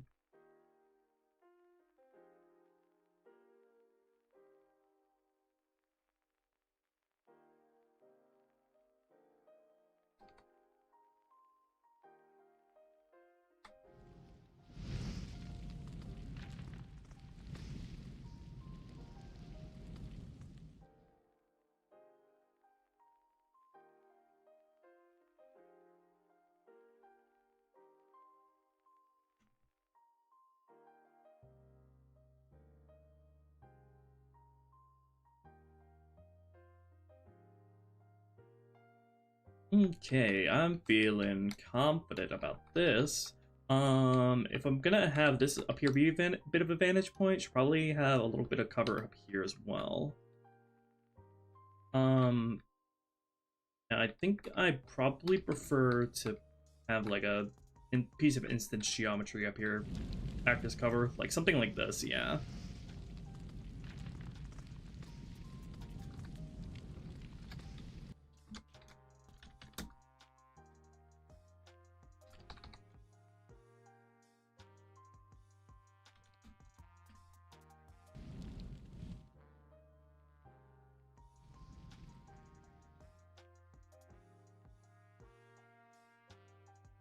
Plasminate.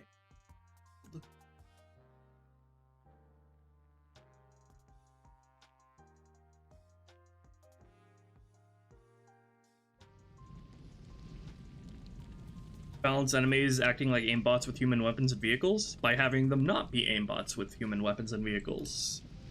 Pretty much balance them the same way that all the rest of the enemies' firing patterns are balanced, which is using various values of burst origin angles, radius, first burst delays, ramping up firing patterns depending on difficulty, all that stuff.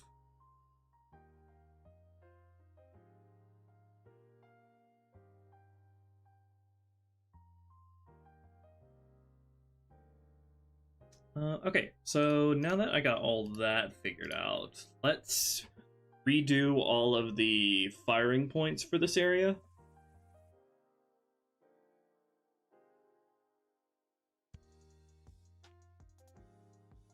I like to redo it from scratch just so I know exactly everything that I have available to me will has a very specific purpose to work exactly how I want it to. Factory Gorge. Alright, let's delete all of this. And start anew. We'll start with the Flood's firing points.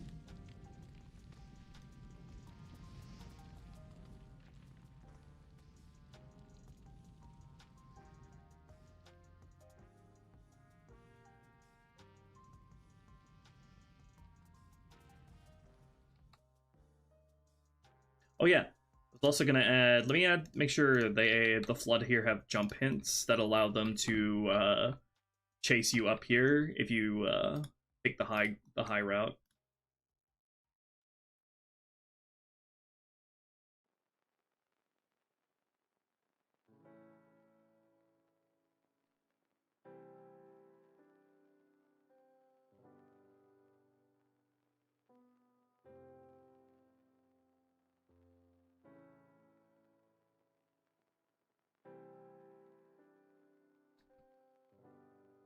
And let's probably not have jump hint here because the Flood jumping right in front of your turret here would be a little bit too much for what's supposed to be a vantage point.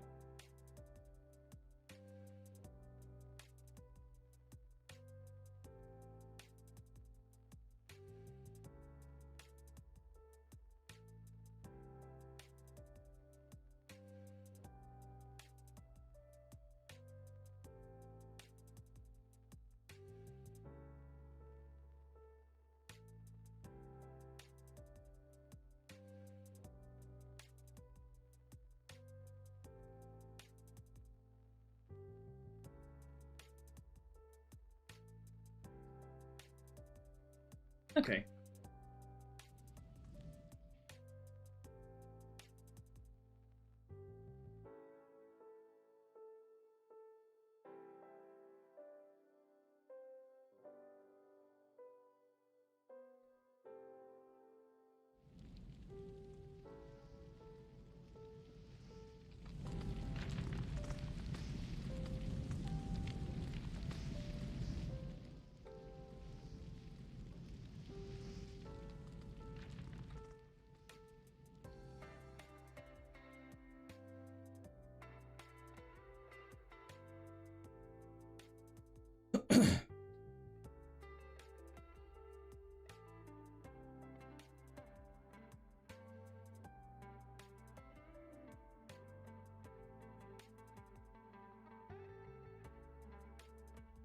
Bye there. Bye, Sixt. Have a good day.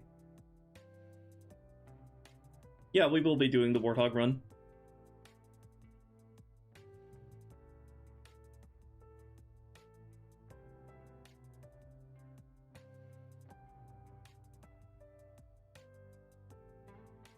I think I have seen that, yeah, Smoked Yolk. Alright, do all the firing points.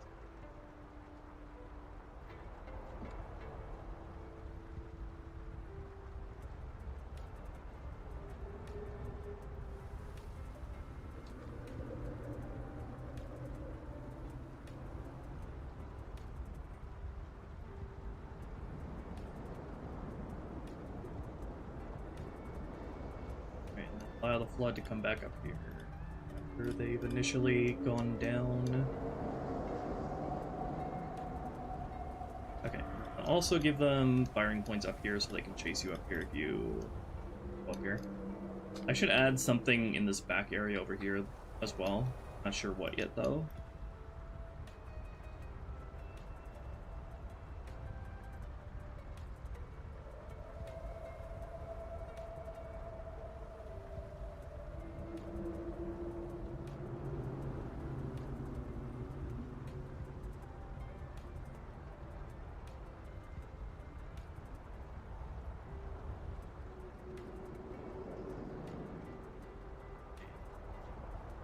Juggernaut up here.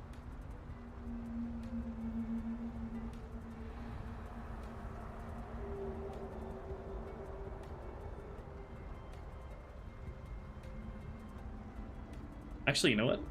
I like having firing points for flood on like these big, these really tall spire things because it's fun to see them jump up and down and take pot shots at you from up here.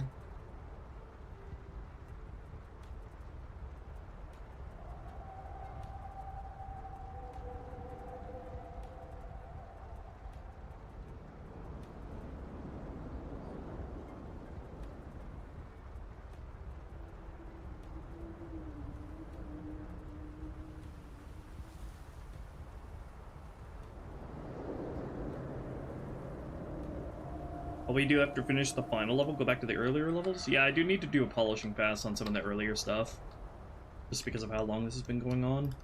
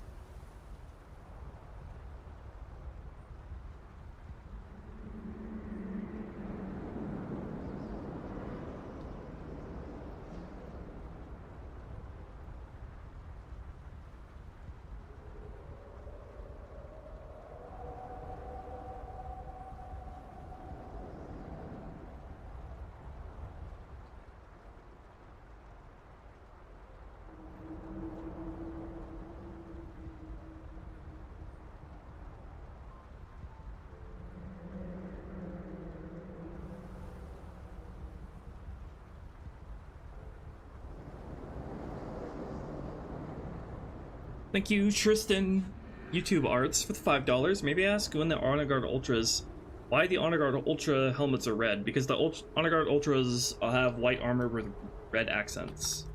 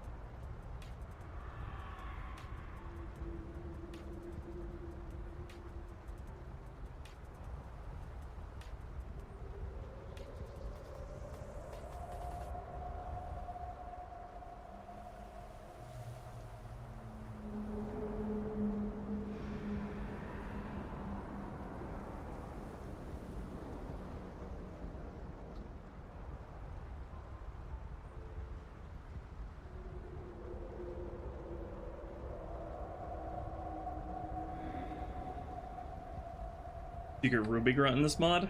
Yeah, I guess that'll be a staple of mine.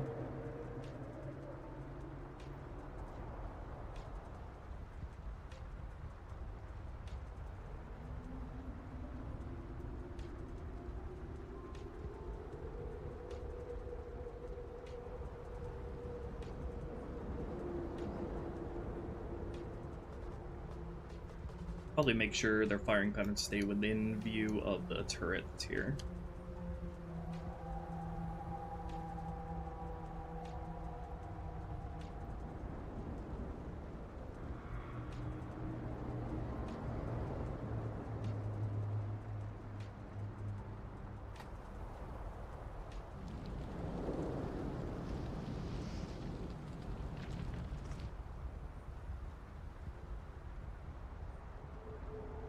Okay, that should do it for the flood combat area.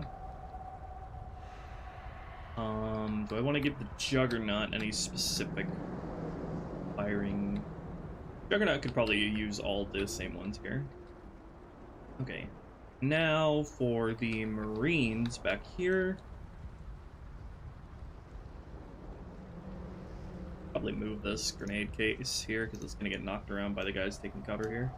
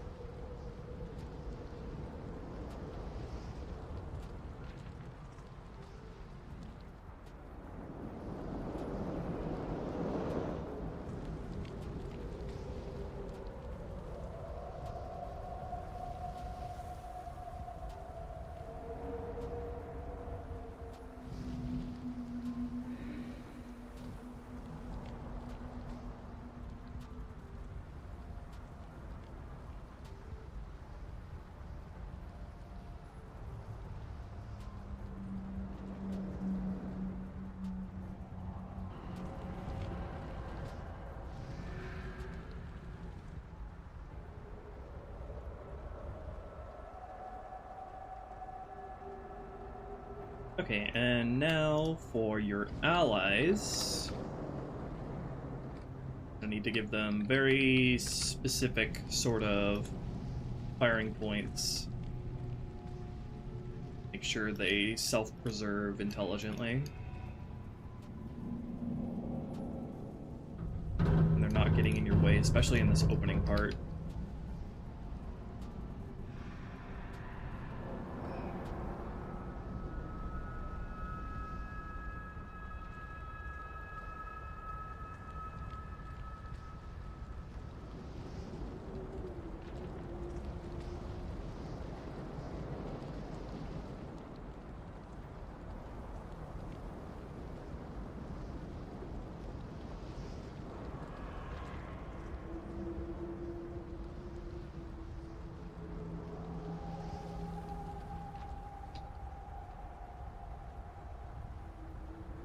Be very deliberate with how I treat where the allies position themselves here.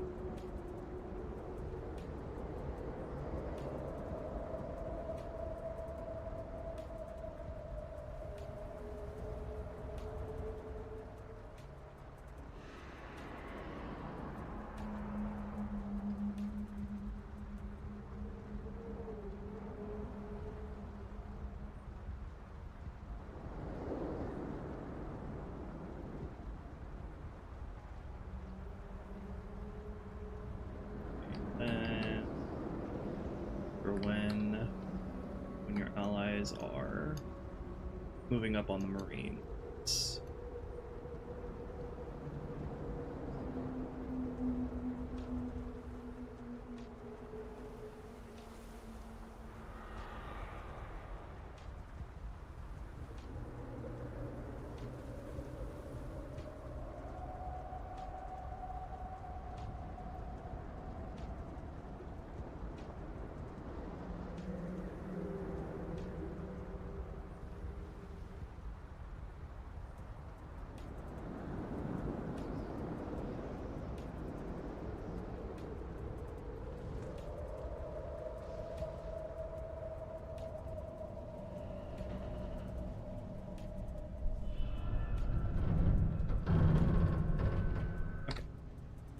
Now for the Sentinels, and probably keep all the firing points here for the Enforcer.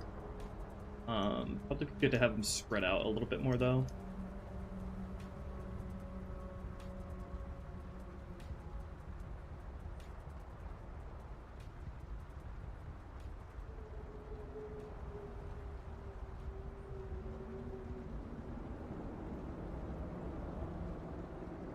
And I need the Sentinels, the initial Sentinels down here to keep the second Juggernaut busy. Mission segment with friendly engineers? It's very likely.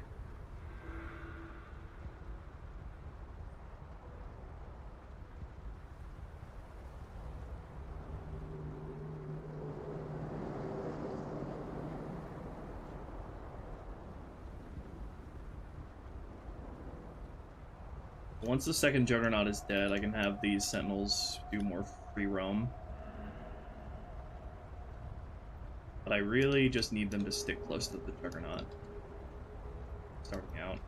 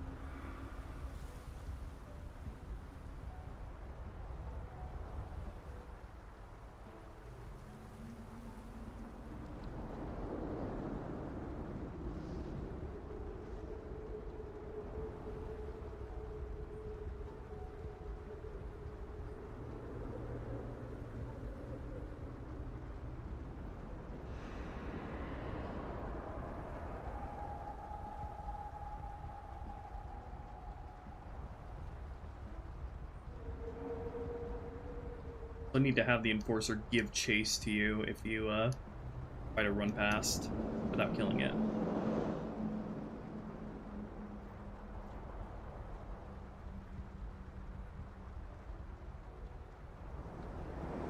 Alright, that should be all the AI zones set up. Let's redo their orders now.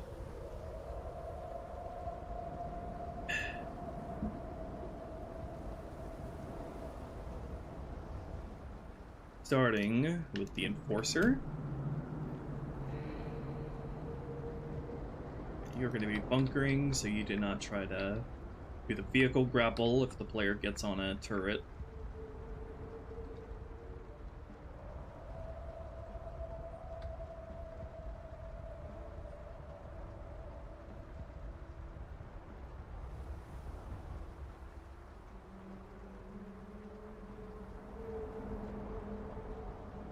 Also be good to have these Sentinels harass you if you come up here.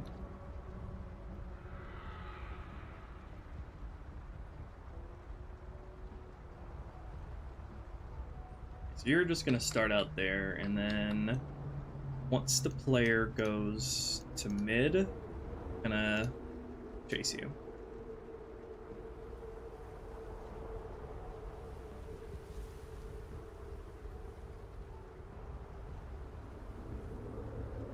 I think there's already a trigger for that.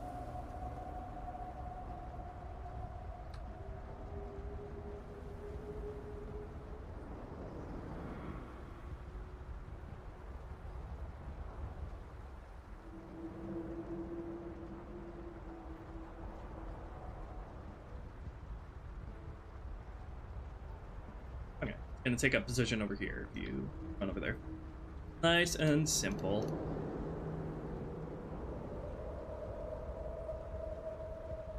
Okay, that's the Enforcer. Now the initial Sentinels.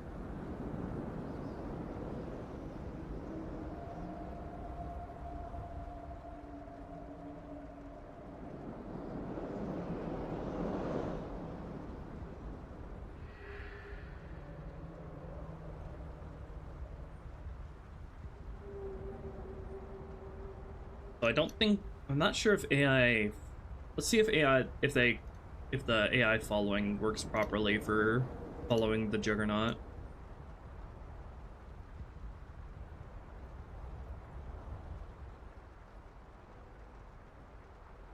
How would this work without the Juggernaut being spawned in though? Oh, what I do need to do is I need to give these Sentinels different orders if this Juggernaut isn't spawned in. So let me design these orders first around that.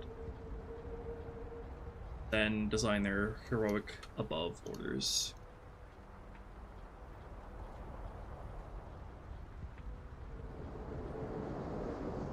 So I would need to give them, I want to give them firing points that are higher up than this. Let's have them spread out quite a fair bit.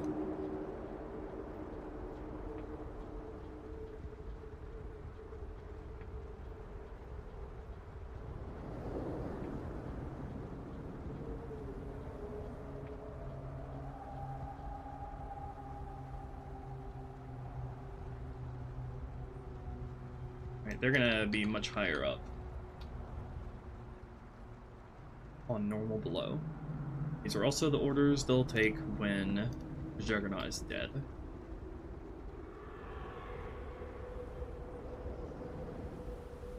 Okay, I'm gonna give them searching orders back here if you try to run away.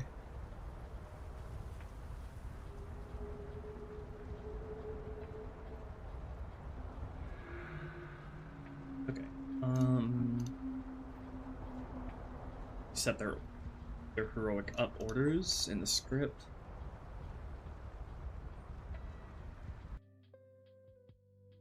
If difficulty heroic above, AI set orders, forge send any, forge send.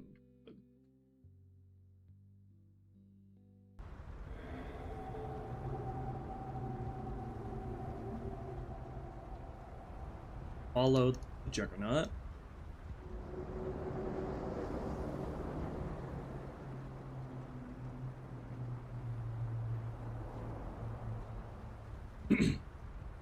Probably set these orders only when Juggernauts actually spawn in, because otherwise they might accidentally migrate before the Juggernauts even spawned in.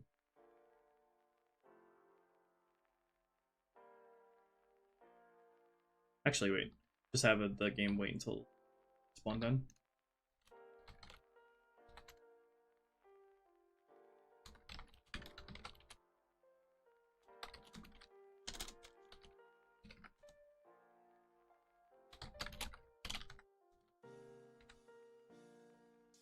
Go.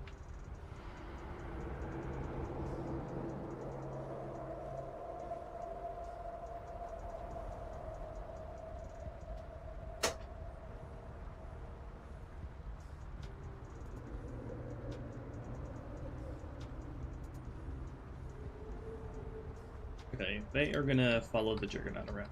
I hope that works properly when it comes to following a squad, a flying unit following a squad.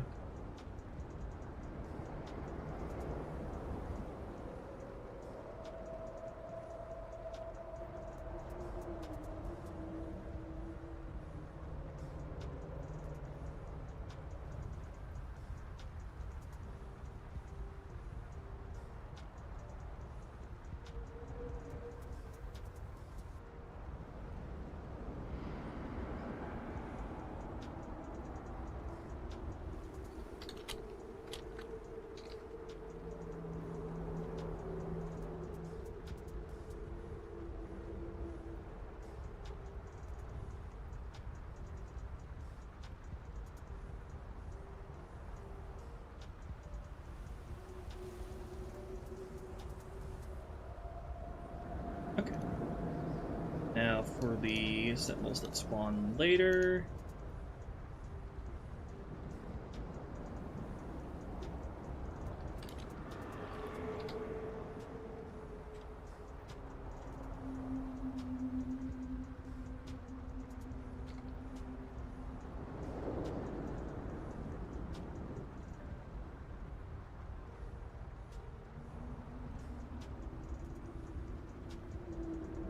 Have you guys go there.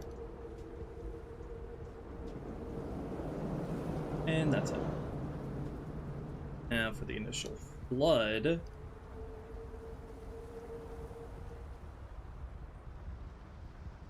Have you guys immediately go here.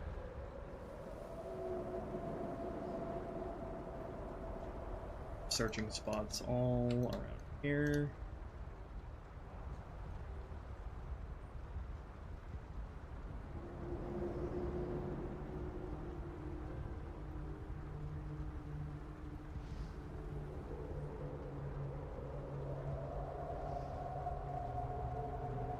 They're gonna immediately engage the Enforcer, hopefully with the rocket dude dropping down right in front of you.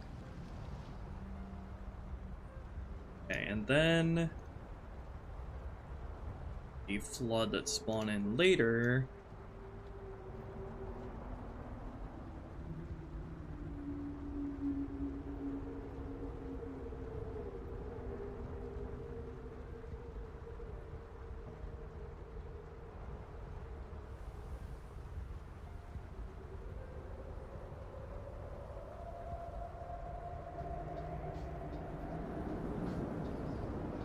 All around here.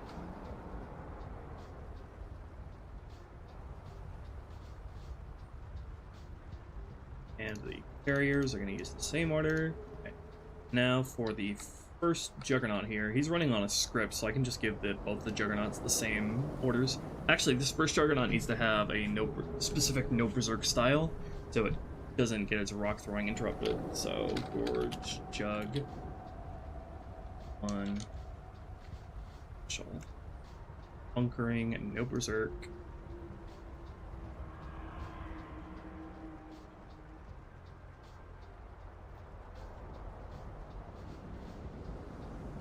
Go here.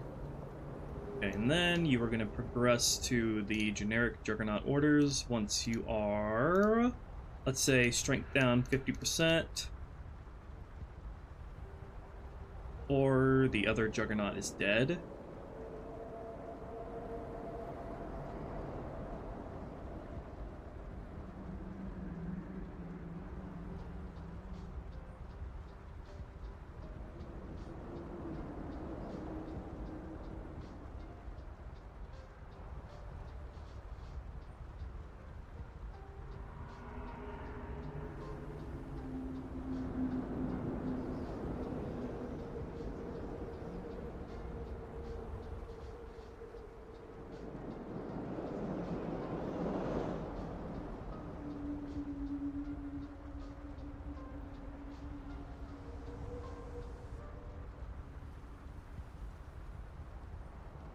Okay, and then first Juggernaut is going to go here initially and is going to stick down here pretty much.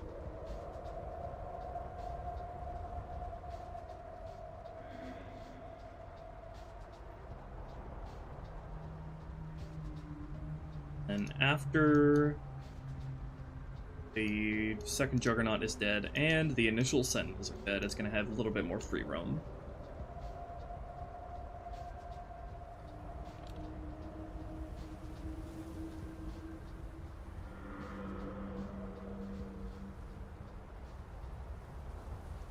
Trigger points look satisfying when highlighted. I know.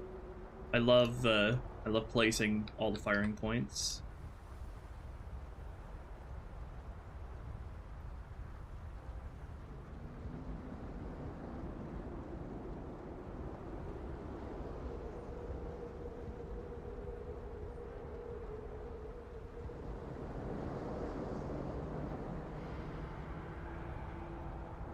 Okay, the Juggernaut's generally gonna stay low.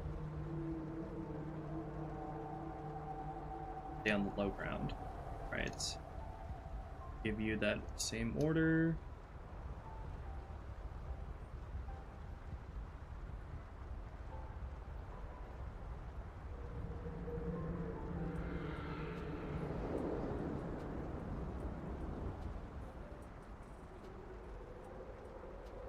Okay, now the infection forms, you can just use that.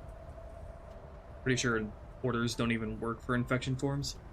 And then the Marines, gonna repurpose this order. Gorge Marines.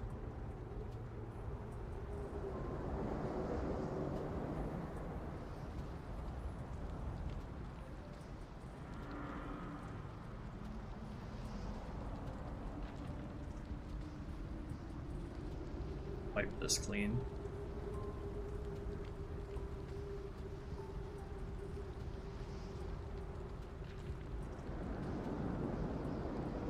Gorge. Okay, Marines are gonna come here initially.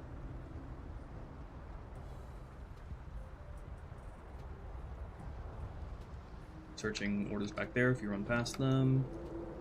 Then they're gonna fall back when the sergeant is dead.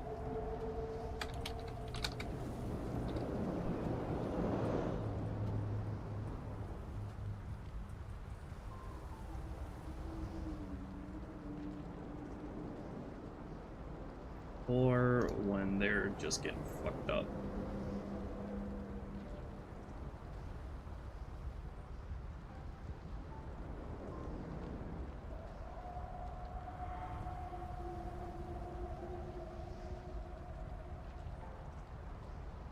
Gonna fall back.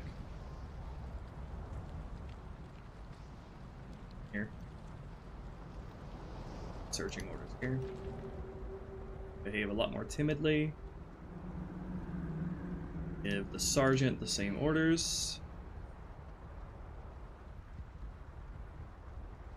And that should take care of everyone's orders. Alright. Except for the allies. Look, I still need to redo the allies. Okay. So I need to redo these firing points now.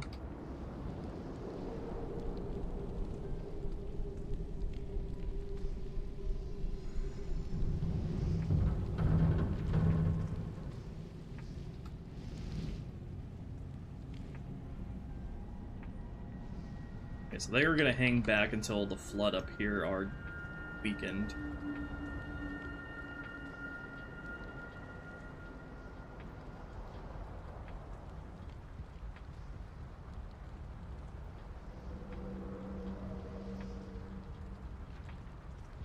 And I'm actually going to that trigger into secondary orders, secondary position set here. Do flood initial. Let's have this be initial flood initial weakened and a sentinel initial dead.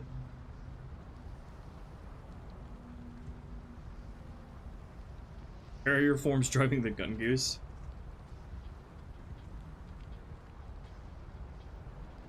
Not quite decided on how I want to dress Miranda by this point, Bizarre. We'll find out by the end of this mission.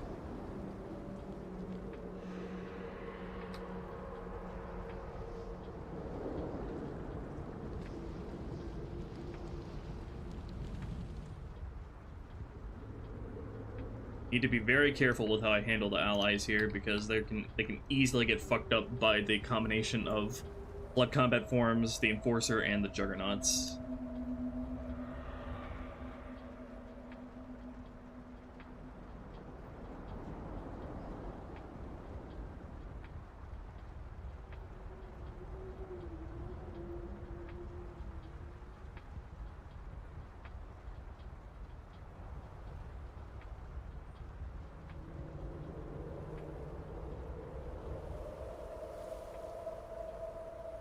Add one as an Easter egg? I don't feel particularly compelled to.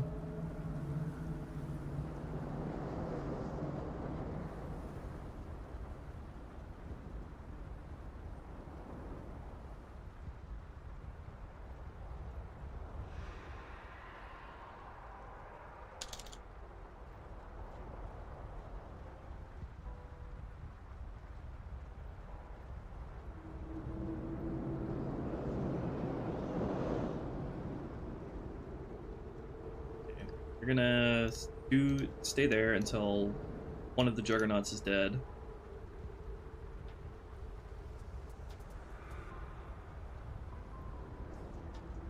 Until the second Juggernaut is dead. Or you've moved up.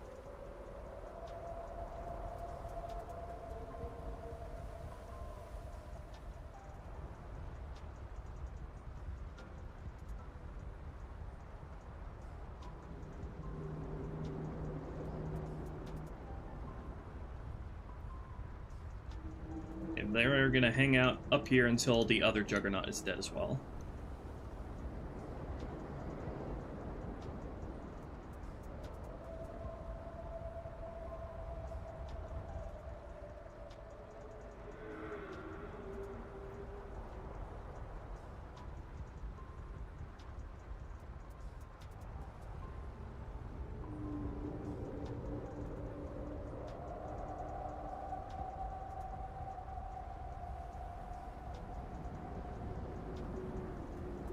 I'm gonna need to add a condition to this trigger here to also return true if the game is on normal difficulty.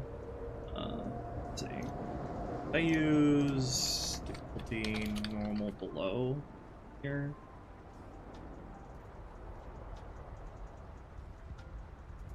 Yeah, I can. Okay. So that'll automatically return true if it's on normal. In which there won't be a second Juggernaut spawned at all. Okay, so that's gonna wait until both Juggernauts are dead.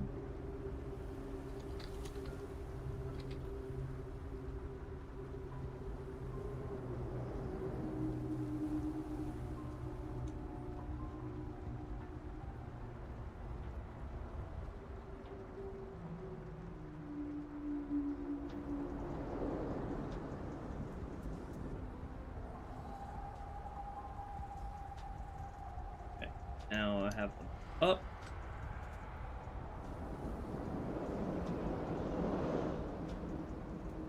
Allow them to use the turret, because why not? Actually, that might cause problems. Have them follow you. That'll cause problems because that'll cause them to not follow you once the encounter is done, if they're on a vehicle.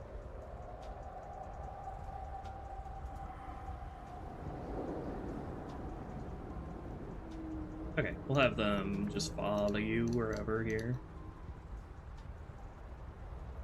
Again, very close to you.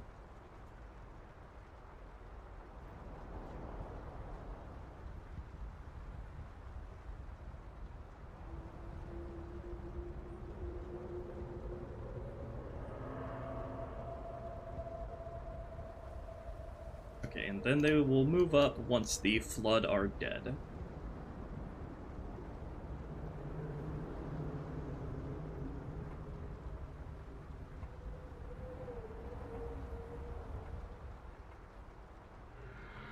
Gorge, Flood, Farm.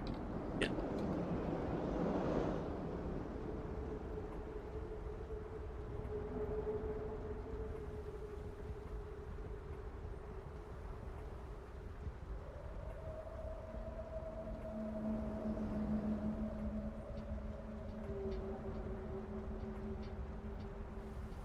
Okay, then they can just follow you all the way to the end.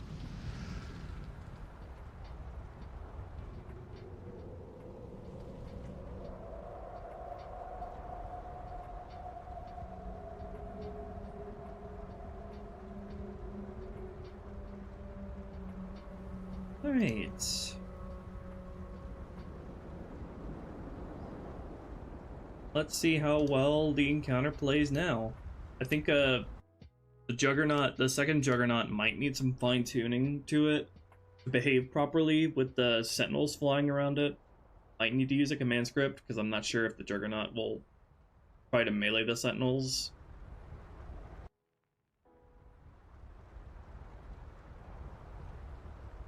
Not how Ruby of Blue is doing. I'm doing fantastic. Thank you for asking.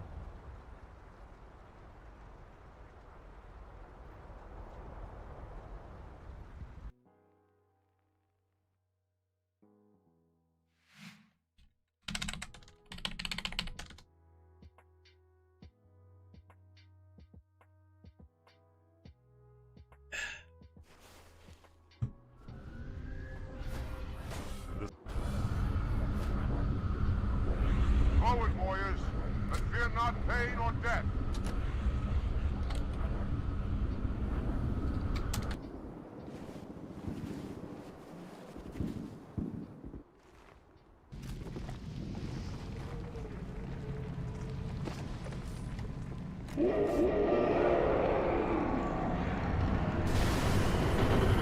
do not like the sound of that. Enforcer, you are being a little bit too aggressive. I need you to settle down. The hell are you doing?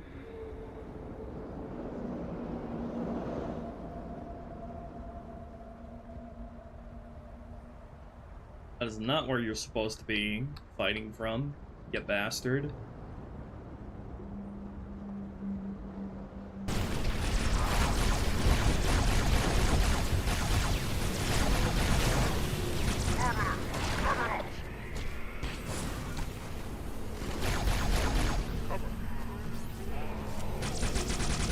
Okay, the Sentinels are keeping the Juggernaut sufficiently busy, even if he's not meleeing them.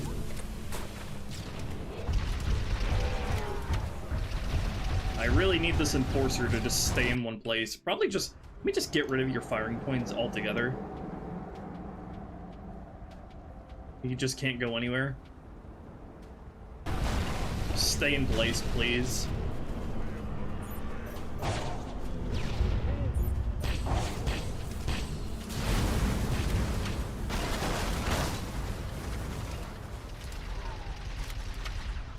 Also need to give a script to have these Juggernauts berserk at certain points and have the other Juggernaut drop down. You killed this one. That was a clean shot.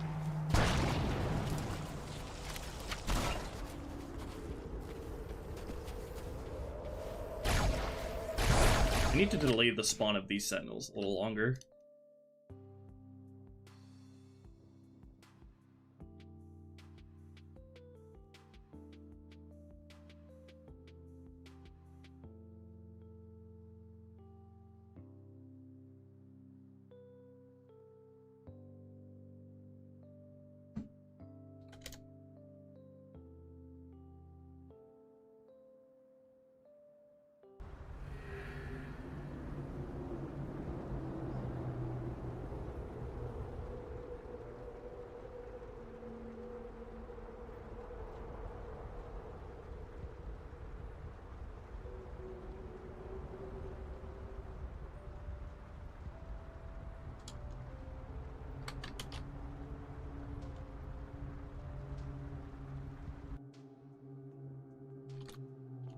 These Sentinels wait to spawn in until the Far Flood have been weakened.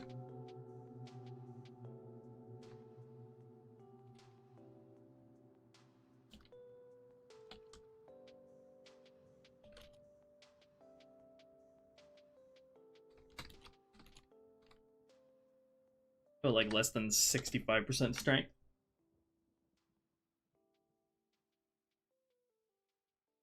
Intentions of the gondola part? Polish. Consistent checkpoints. Make your allies have much better survivability. A lot more fun options at your disposal. A lot more variety in the enemies you face. Why is the frame rate shitting itself?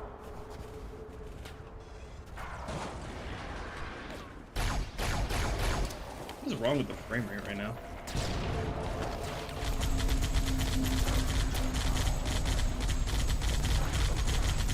There aren't even that many AI alive.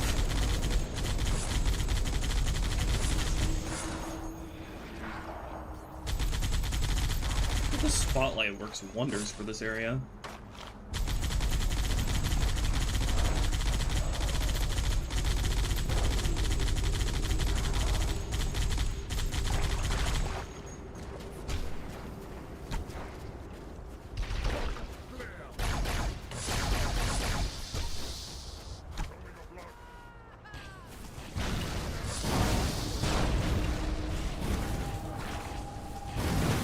Nice shot.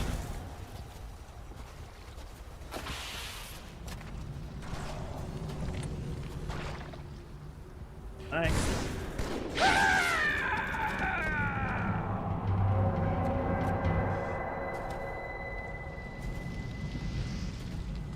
Are you guys having trouble following?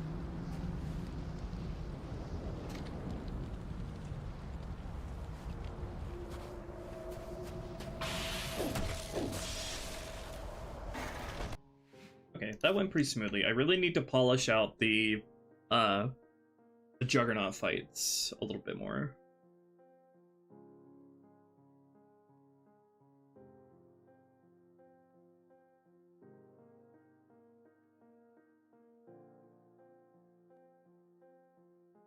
I really need to polish out the Juggernaut's behaviors in this encounter.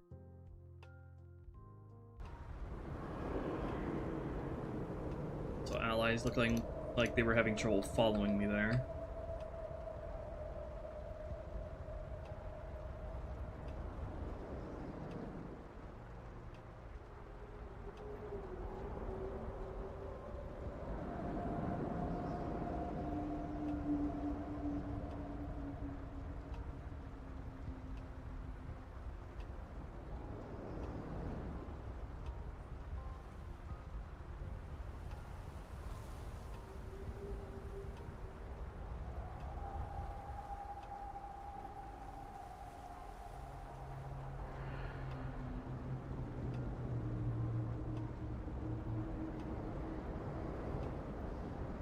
I don't know why they were having trouble there.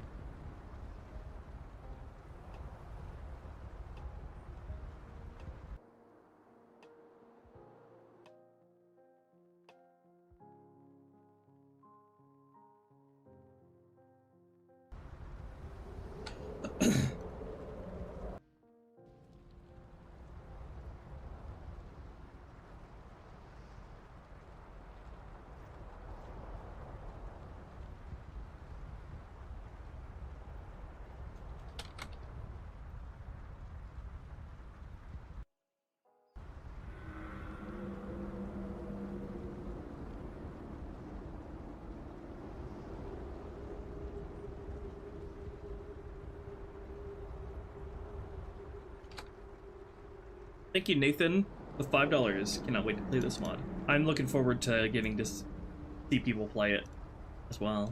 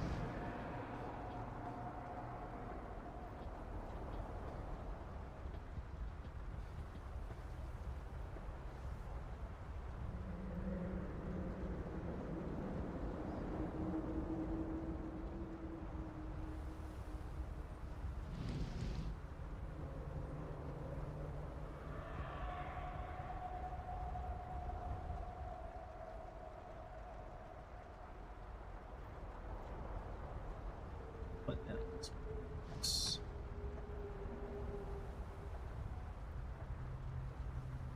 Okay, need to give these Juggernauts a script that controls when they berserk, so let's go to command script.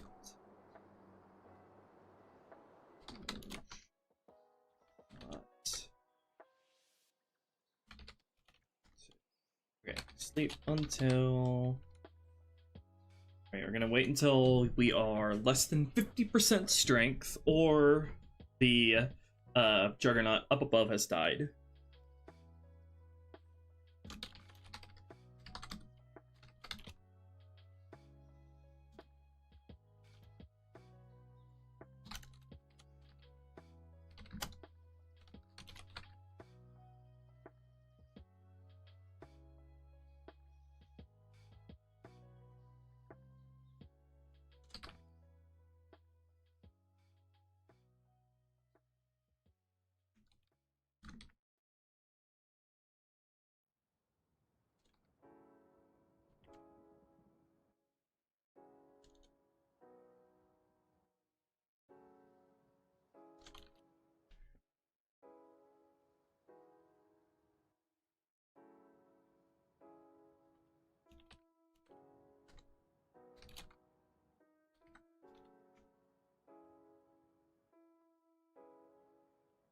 Okay, and then after that, we're gonna berserk.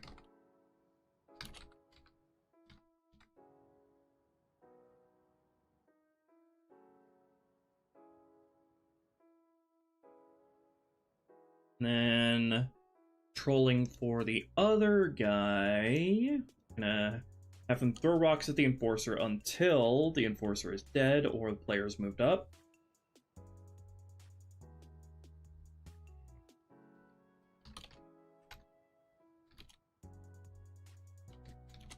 TV Gorge mid or AI living count. Gorge Enforcer 0. Okay, and then we're gonna start a new looping thing here.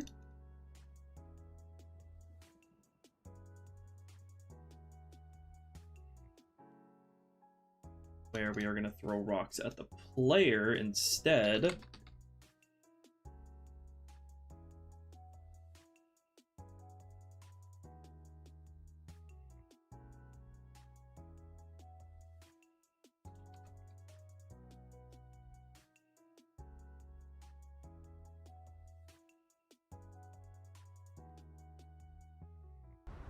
And what we're gonna do is we're gonna have them change positions depending on where you are in the area.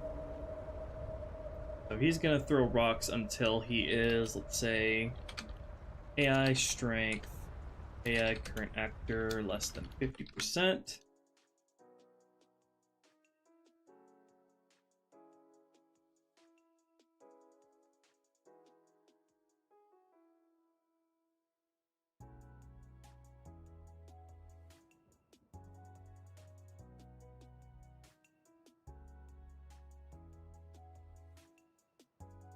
And should I have him jump down immediately upon killing the second Juggernaut? Maybe.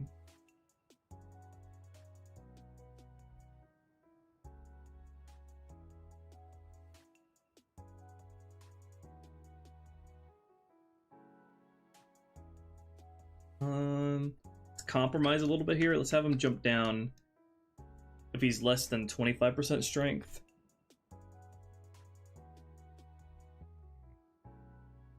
Or jump down when he's less than 50% strength and the second Juggernaut's dead.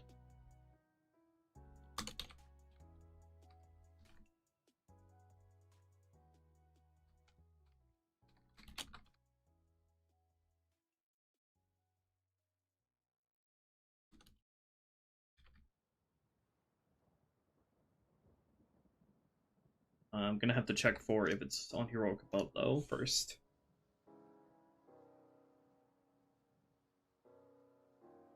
Should probably have him jump down to 50% strength if it's normal below though, in which the second Juggernaut is not going to have spawned.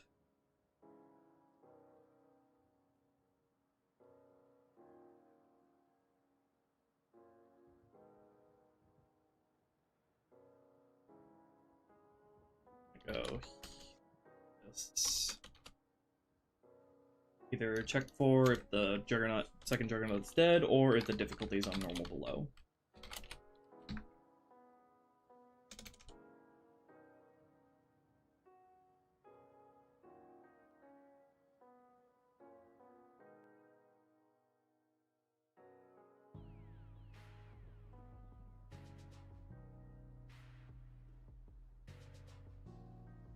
And we are going to sleep 45 ticks. No, we're gonna just berserk him immediately. AI berserk.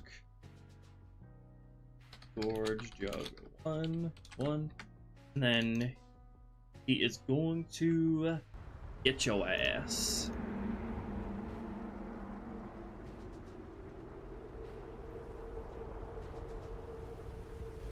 Let me manually set his orders. Script.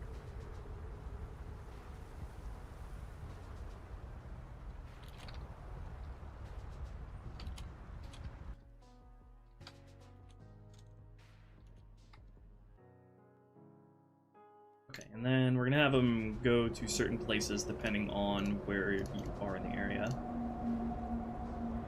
Changing his rock throwing position. Gonna be either here or here.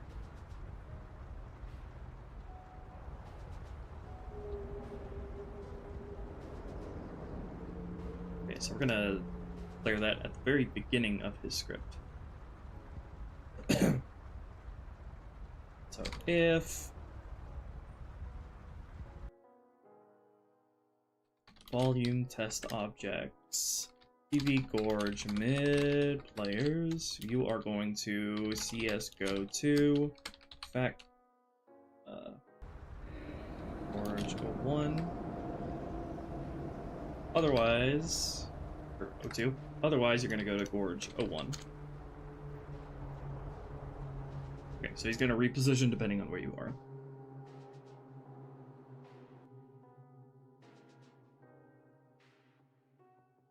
Also, probably should have him disabled looking at you there so he's not sidestepping the whole way.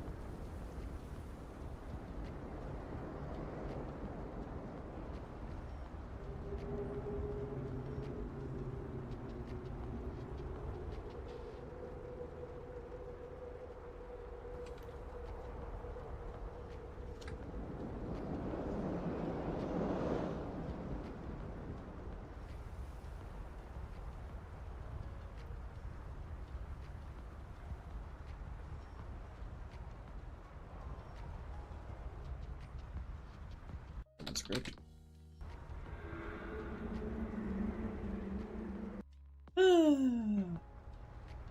Okay, now let's test this out.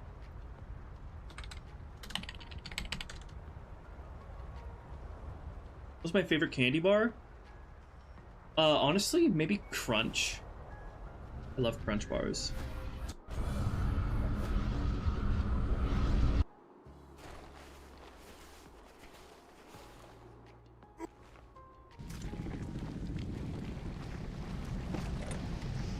I don't like Snickers, honestly.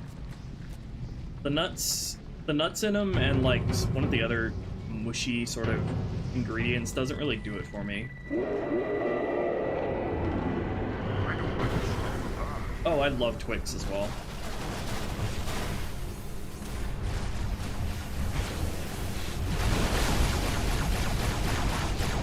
They actually do sort of want to keep you in the entrance here, starting out until the initial flood wave's dead.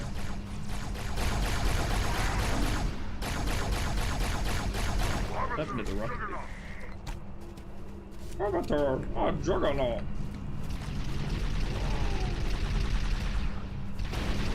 I'm gonna need to change the position of the Enforcer there so the Juggernaut can actually hit him.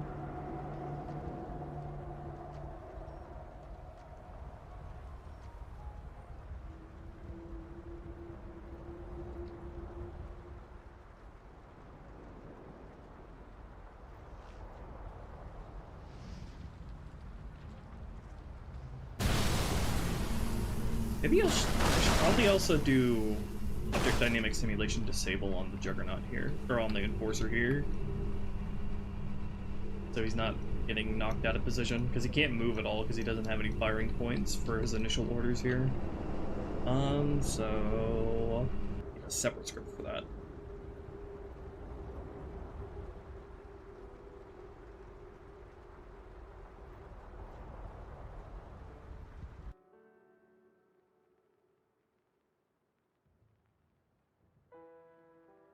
We could just do it here.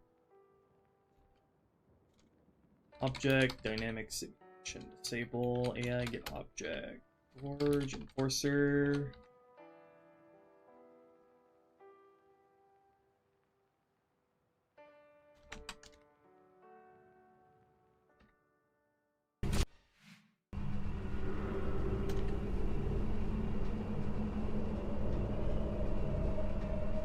Let's see how well he makes his mark here.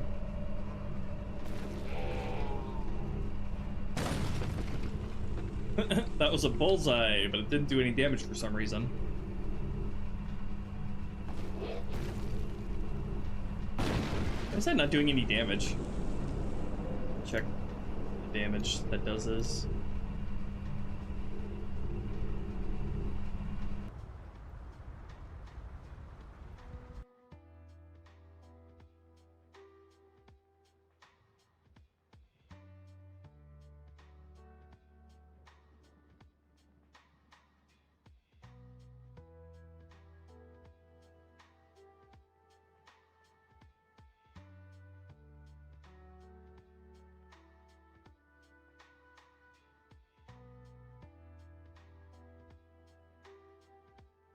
Damage.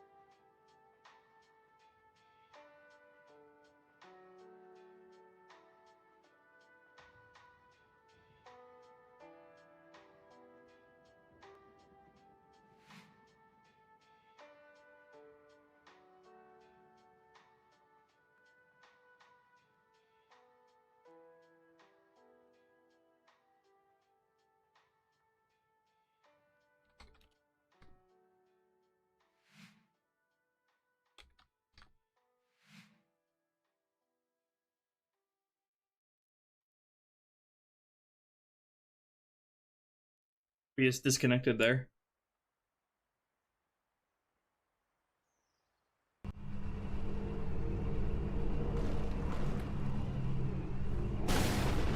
There we go, now it's doing some damage.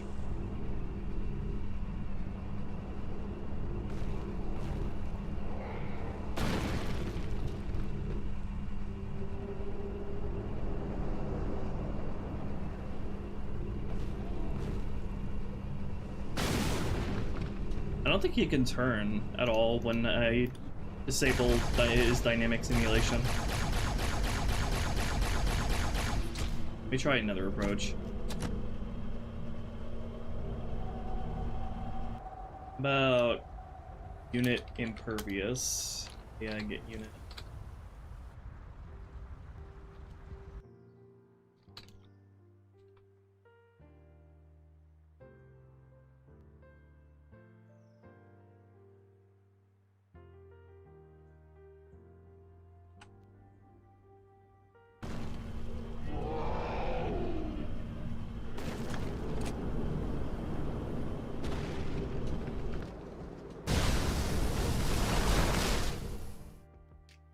Let's see. I need him to not get knocked around a bunch.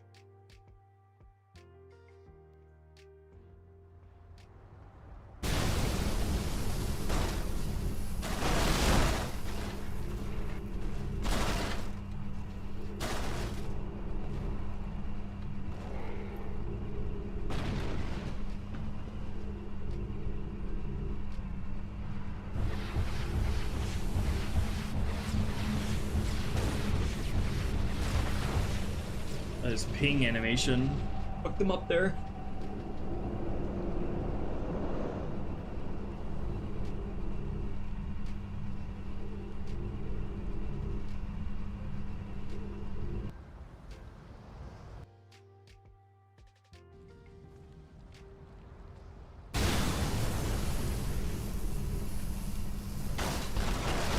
Need him to get hit with a rock.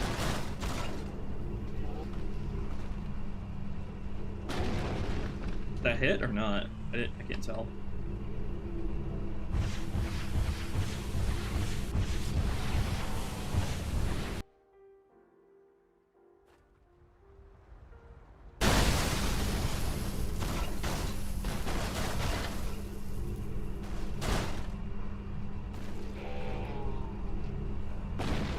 Yeah, it did. Still getting him knocked around, though.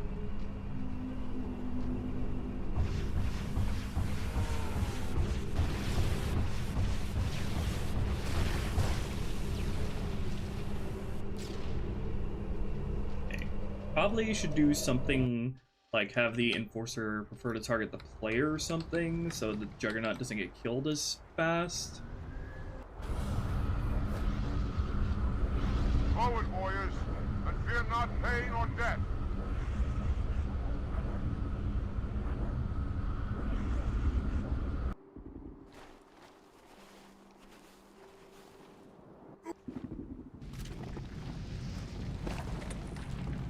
I don't like the sound of that.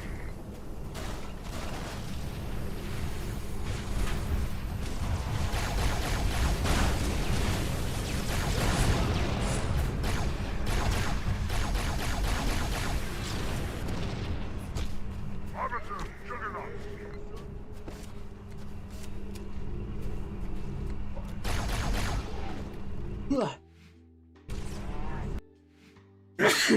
Ah. Edged out that sneeze for a while.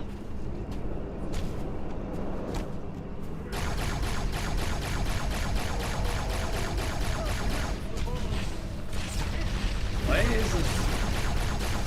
The Enforcer keeps like rising to the point where the Juggernaut can't hit him.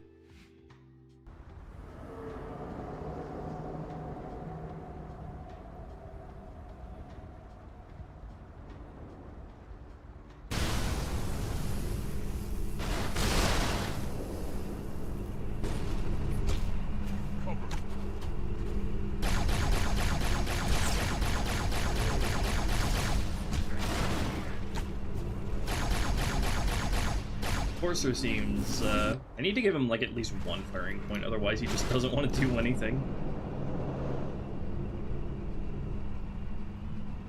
If you have him, I know, I'll give him like one firing point that he always goes back to, that guarantees the Juggernaut can hit him.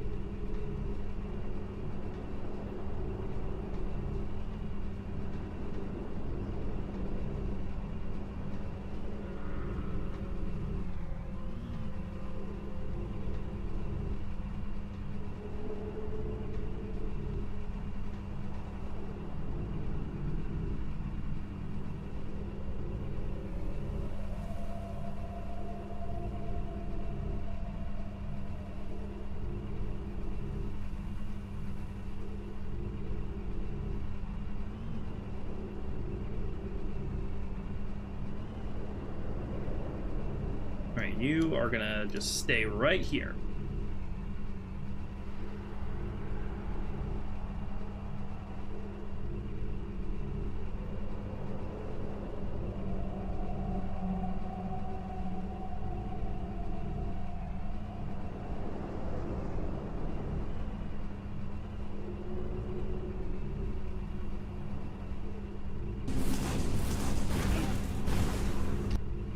What happened to the other Juggernaut?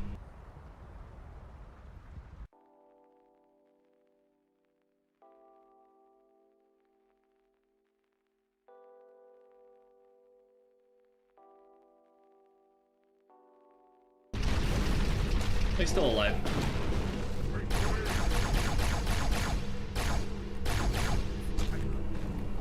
He's trying to target the Enforcer. I should probably have the AI disregard the Enforcer after a certain amount of time.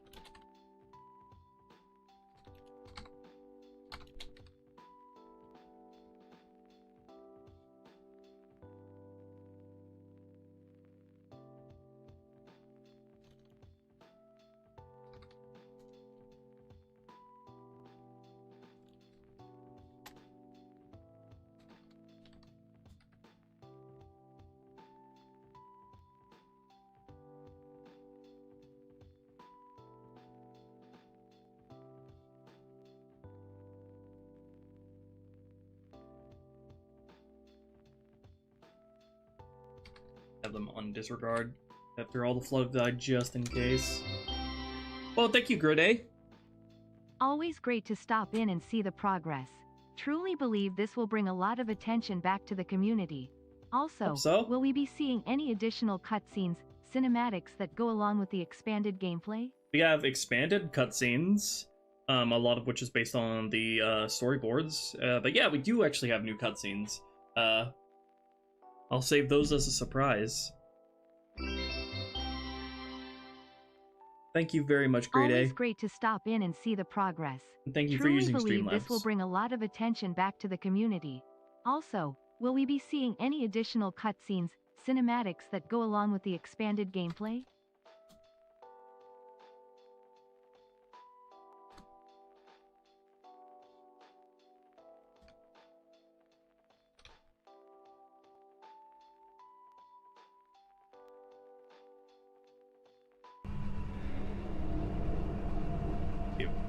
Setting of disregard the enforcer helps with that. Yeah, that broke him out. That won't interfere with this guy chucking rocks at us, all right? Oh, now he's chucking rocks at me. Lovely.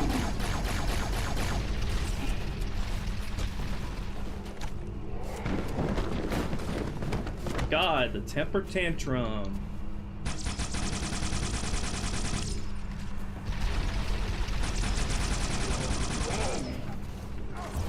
Oh, I should probably tell the game to prefer target, prefer the player as the target at this point, so that your allies aren't unfairly getting wrecked, because allies do not know how to properly respond to an enemy like the Juggernaut.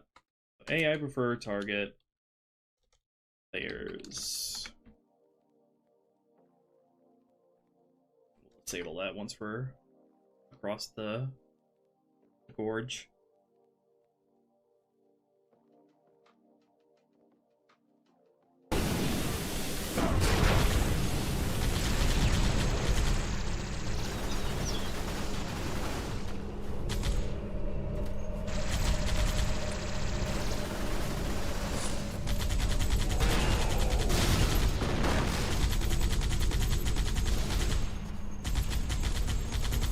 Why does it lag so much when I get over here?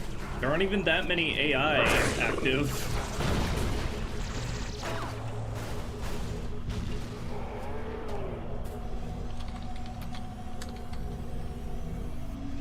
Only 20 AI. What the hell, Halo 2?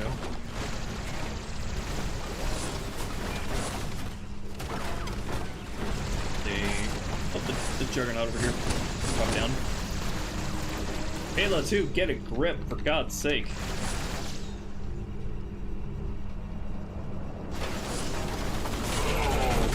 Ow.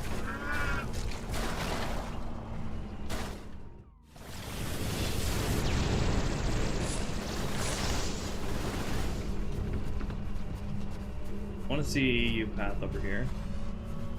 There he goes. He repositions exactly as I intended.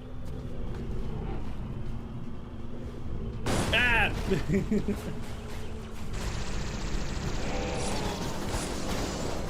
Seriously, don't know what the fuck's wrong with the game here. This is Halo 2. I've thrown much worse at Halo 2 with no lag.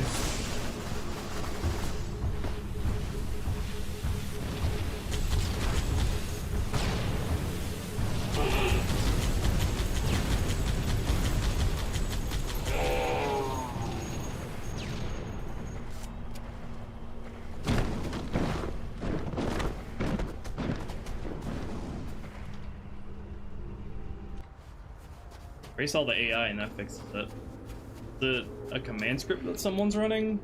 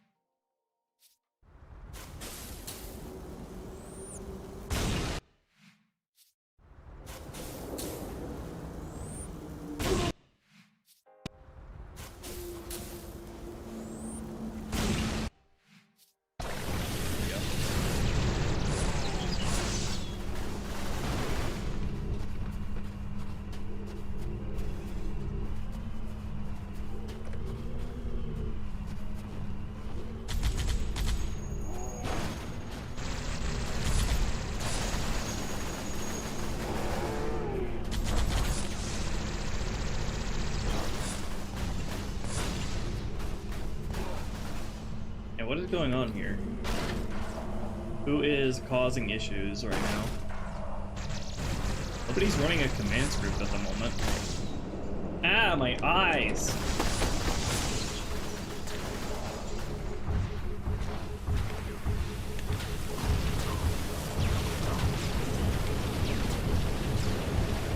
I've never seen something like this happen in Halo 2.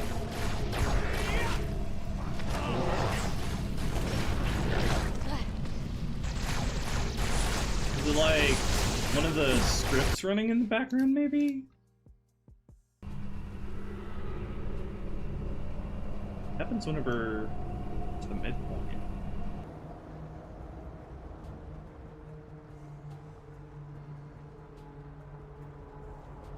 Let me see if it happens in Sapien.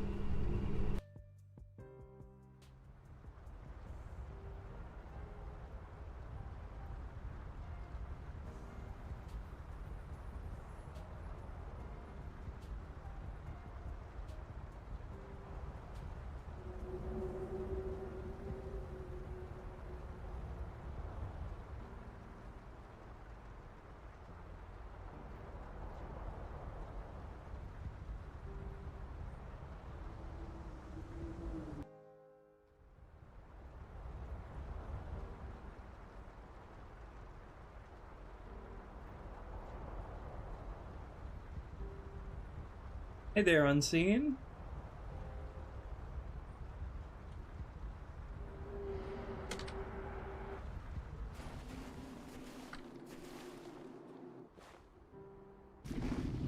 Need to kill those sentinels really quickly, so I don't get that dumb assertion.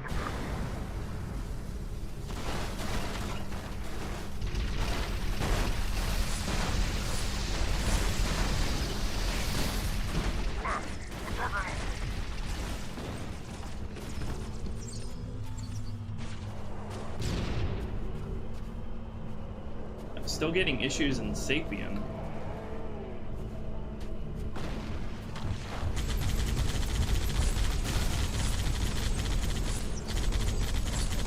Will it subside once I kill a certain AI?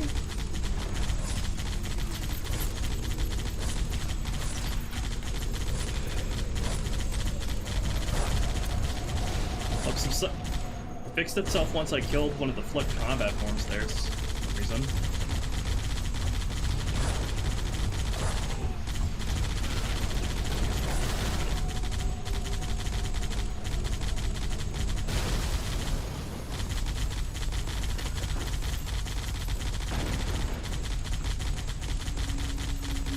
Okay, it's lagging again.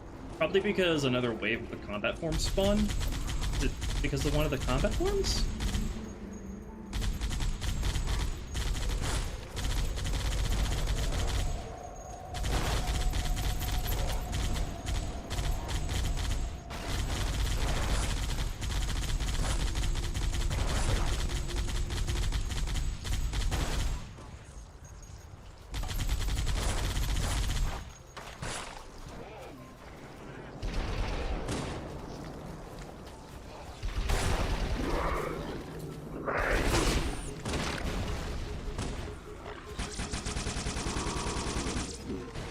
Let me try not spawning in these flood back here and see if that fixes it. Or see if that's related.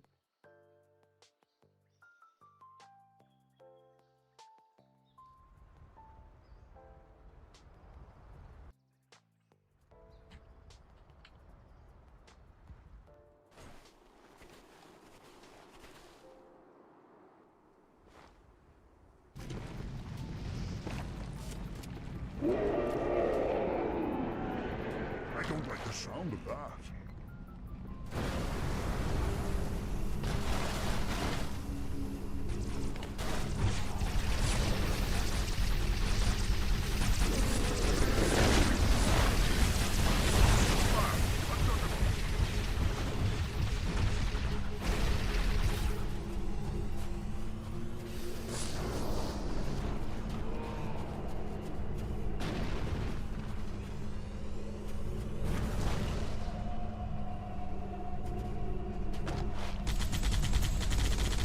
Okay, so something to do with the flood that I spawn in?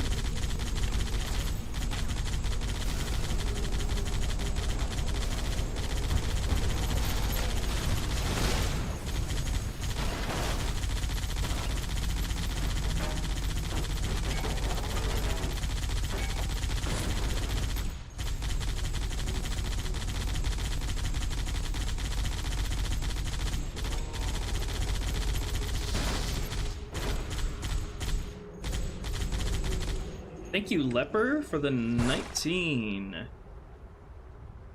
Hard pings, soft pings gives blood add much to the overall experience and enjoyment regarding Sentinels. With that in mind, do you maintain the unflinching robotic dynamic of them? Depends on how you set up their animations, really. How you set up the animation. You can have hard, soft pings and gibs and stuff like that and still maintain the robotic nature. Yeah, something to do with the flood that I spawned over there. Thank you, Leper. What are my allies doing? Useless.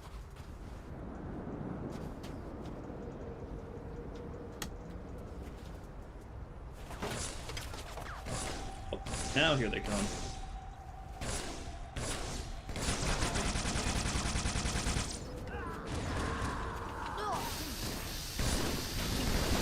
Sergeant's down, come on!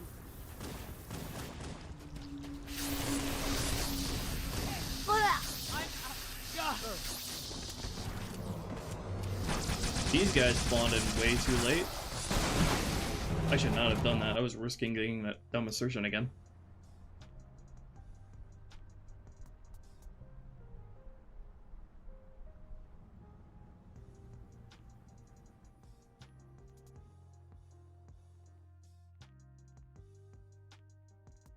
Introduced to the Flood Juggernaut, seen them finding a Sentinel Enforcer is way. We introduced the Flood Juggernaut on the Oracle, so we are already well past introducing this enemy.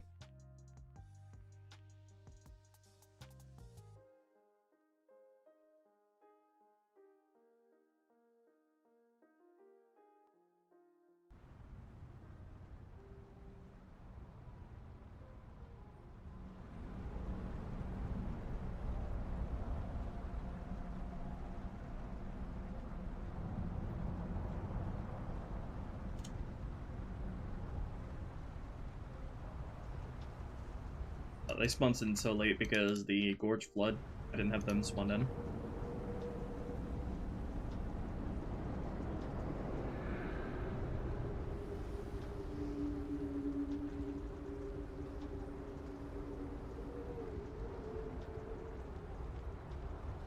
Oh, I didn't have these guys set to follow the closest player. Oops.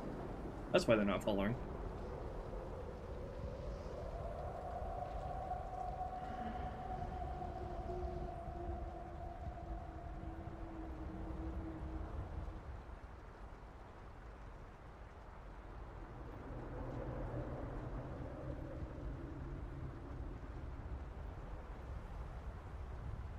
They spawned the flood in here, see why they're messing up the frame rate.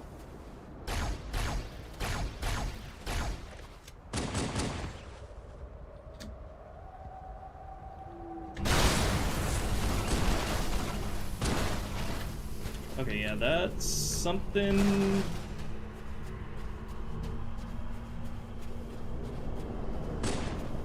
Having the Enforcer and the Flood spawned in is doing weird things to the frame rate. Let me not spawn in the dead ones and see if that affects it.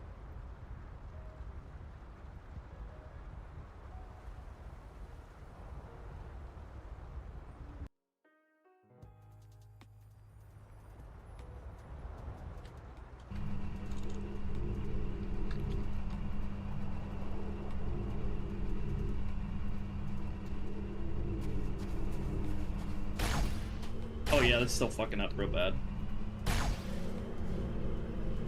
That is so weird.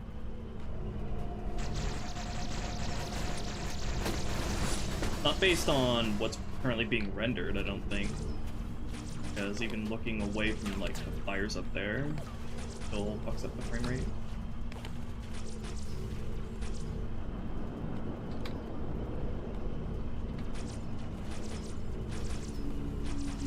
Was it the carriers that was messing things up? Oh no, it's still those guys that's messing up. The AI disregard, AI actors, gorge, enforcer. Oh yeah, as soon as I tell the AI to disregard the fucking enforcer, it cleans itself up. That's something to do with the AI like struggling hard against an enemy that is flying in this specific instance. Not sure what that entails.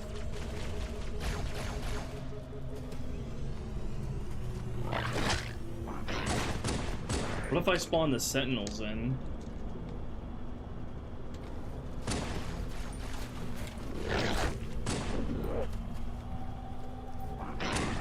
Oh yeah, even spawning those sentinels in fucks them up. This has not happened anywhere else in the game though, so I'm confused as to why it's suddenly an issue here.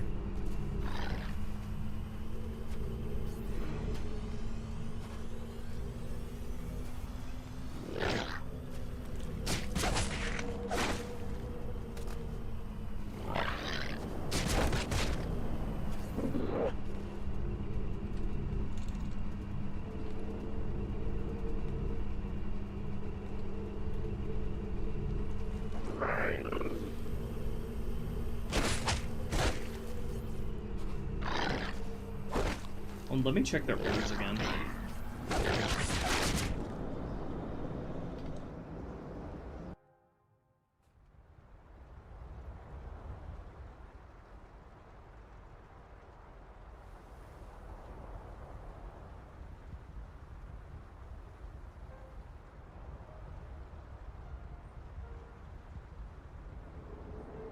There are a bunch of null area references. Maybe if I get rid of those.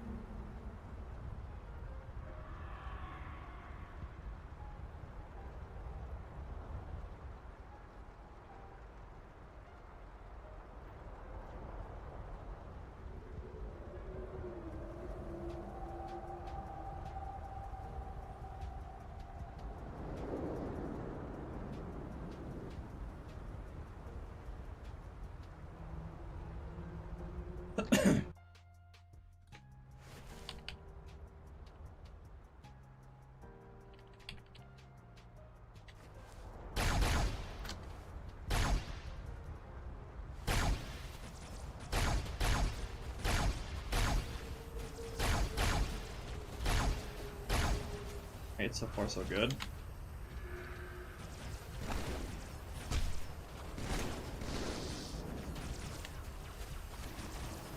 Okay, I think I fixed it. I think it was just Sapien like reporting so many times for so many AI that they'd had a null area reference, so it was all the like debug spam that was slowing it down, I think. Okay, that's good to know. I'll avoid that in the future.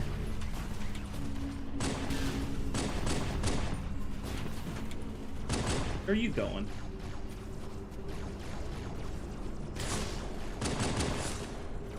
Bro's flying away. Okay, well that fixes that.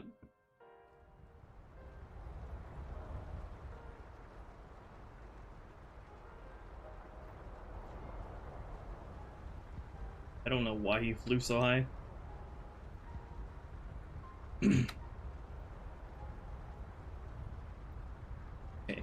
now that that's fixed, let me check that the other guys don't have null area references. Like that.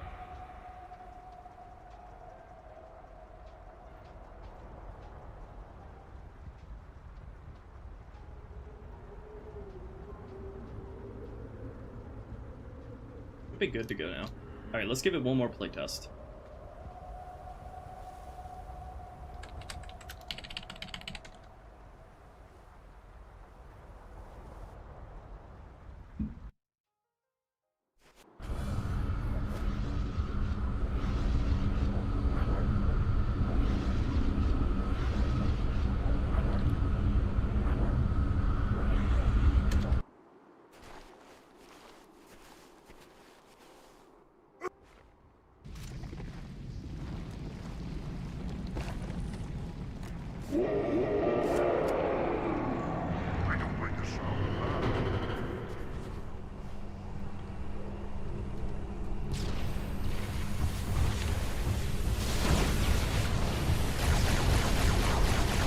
thank you for bringing the rocket launcher straight to me.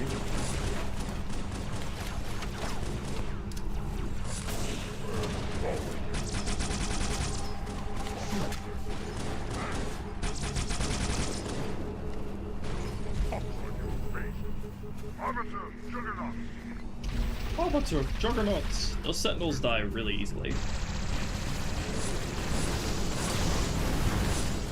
Also, you are just like straight up ignoring the Juggernaut right in front of you in favor of me. I need those sentinels to have longer lifespans. They're like really close to the Enforcer who's getting shot at with a rocket launcher, so it's really easy for them to get EMP chained.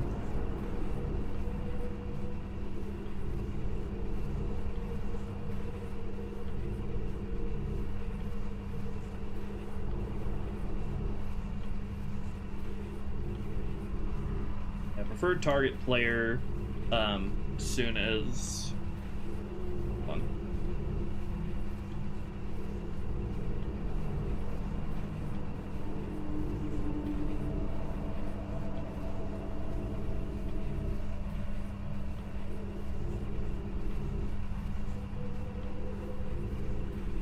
I mean, it's fine, except just need the Enforcer to die sooner.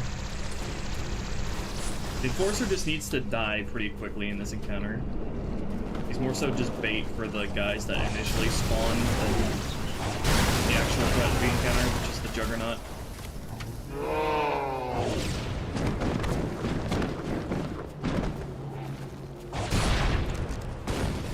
That's so sad.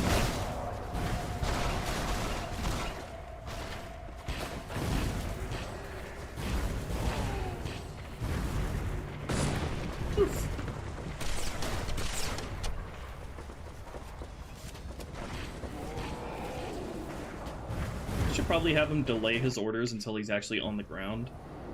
Let's see. So he doesn't flurry while he's up there. Also, let me go into this style that I made and disable them dodging.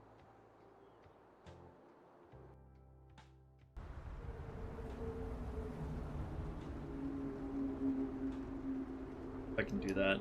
Let's see. Panic, ready. Engage, fight, melee charge, surprise, grenade impulse. Dive impulse, evasion impulse.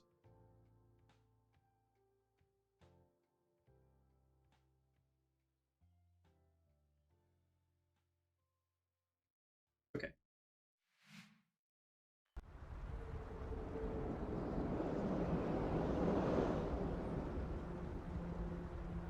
Yeah, let's wait until this dude is on the ground first before we transition him into his assaulting orders.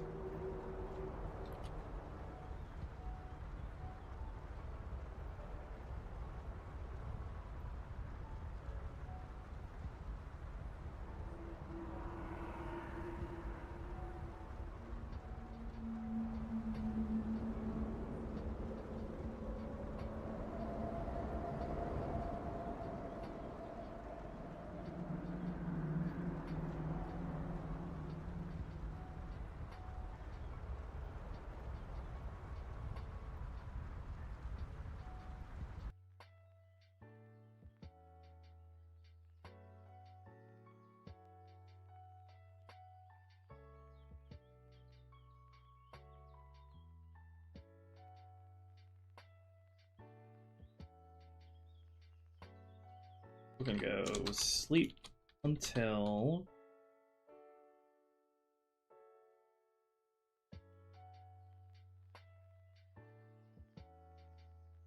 I need to figure out a way to get him down here first without actually transitioning his orders. Oh, I know what we can do. CS, enable moving.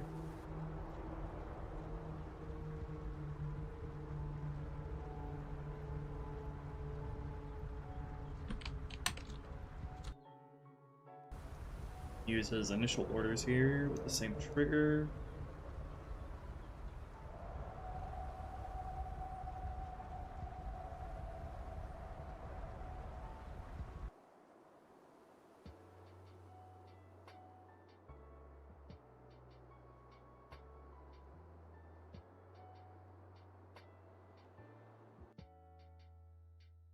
Or could just tell him manually to go somewhere.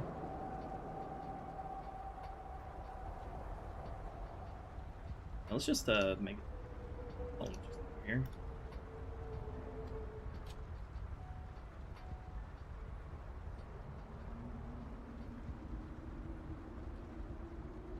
That way I don't even need the trigger volume. This will block before he's gotten there.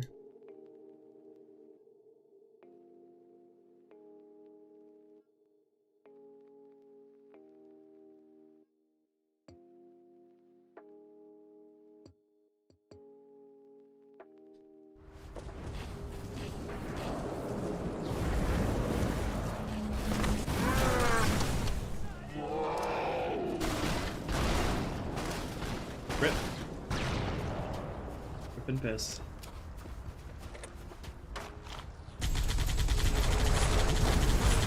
And then these flood combat forms over here, I think, are getting shreked by the Marines a little too quickly. Probably have them hang back a little bit more.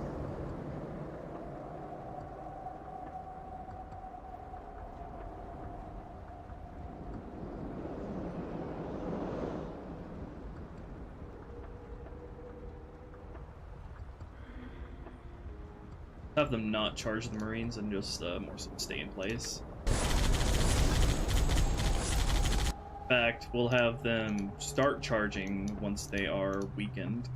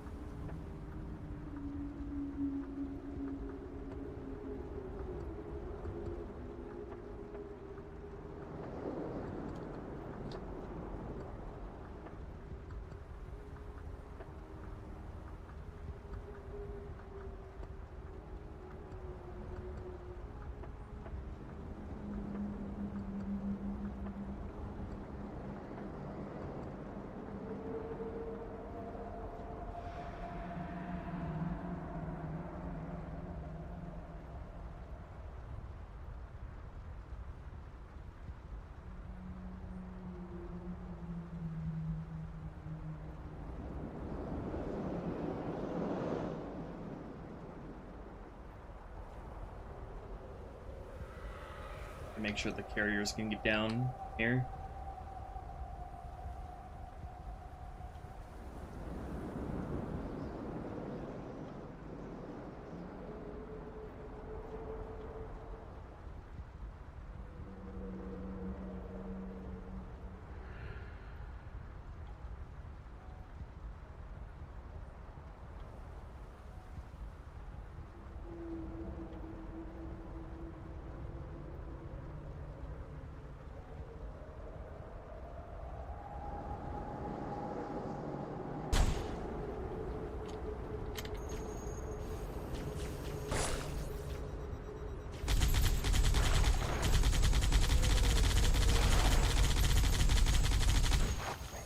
There are my boys keeping up.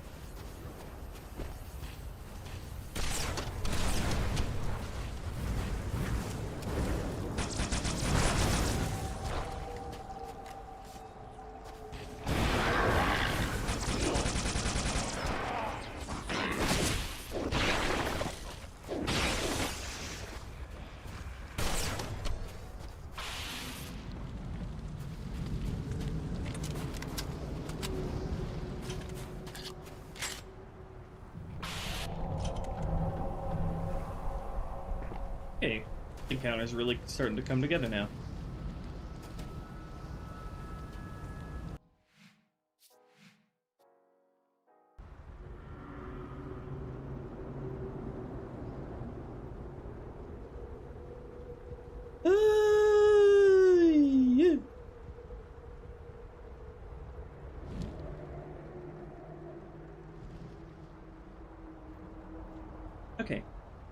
that'll do it for today's stream, guys. We're well halfway through this mission, so I'm extremely happy with the progress that we've made. Quarantine Zone has been treating me very nicely so far, and it's gonna be a great mission. Lots of vehicle combat and variety, and three-way battles. So yeah, thank you to everybody who donated, especially those who donated to Streamlabs, and especially crazy person at the start who donated $100. Really appreciate that. I always have a Patreon if you want to keep helping me work on this mod. And I'll see you guys next week, where we'll probably be even further in the mission. Definitely. Alright, so yeah, good night, guys.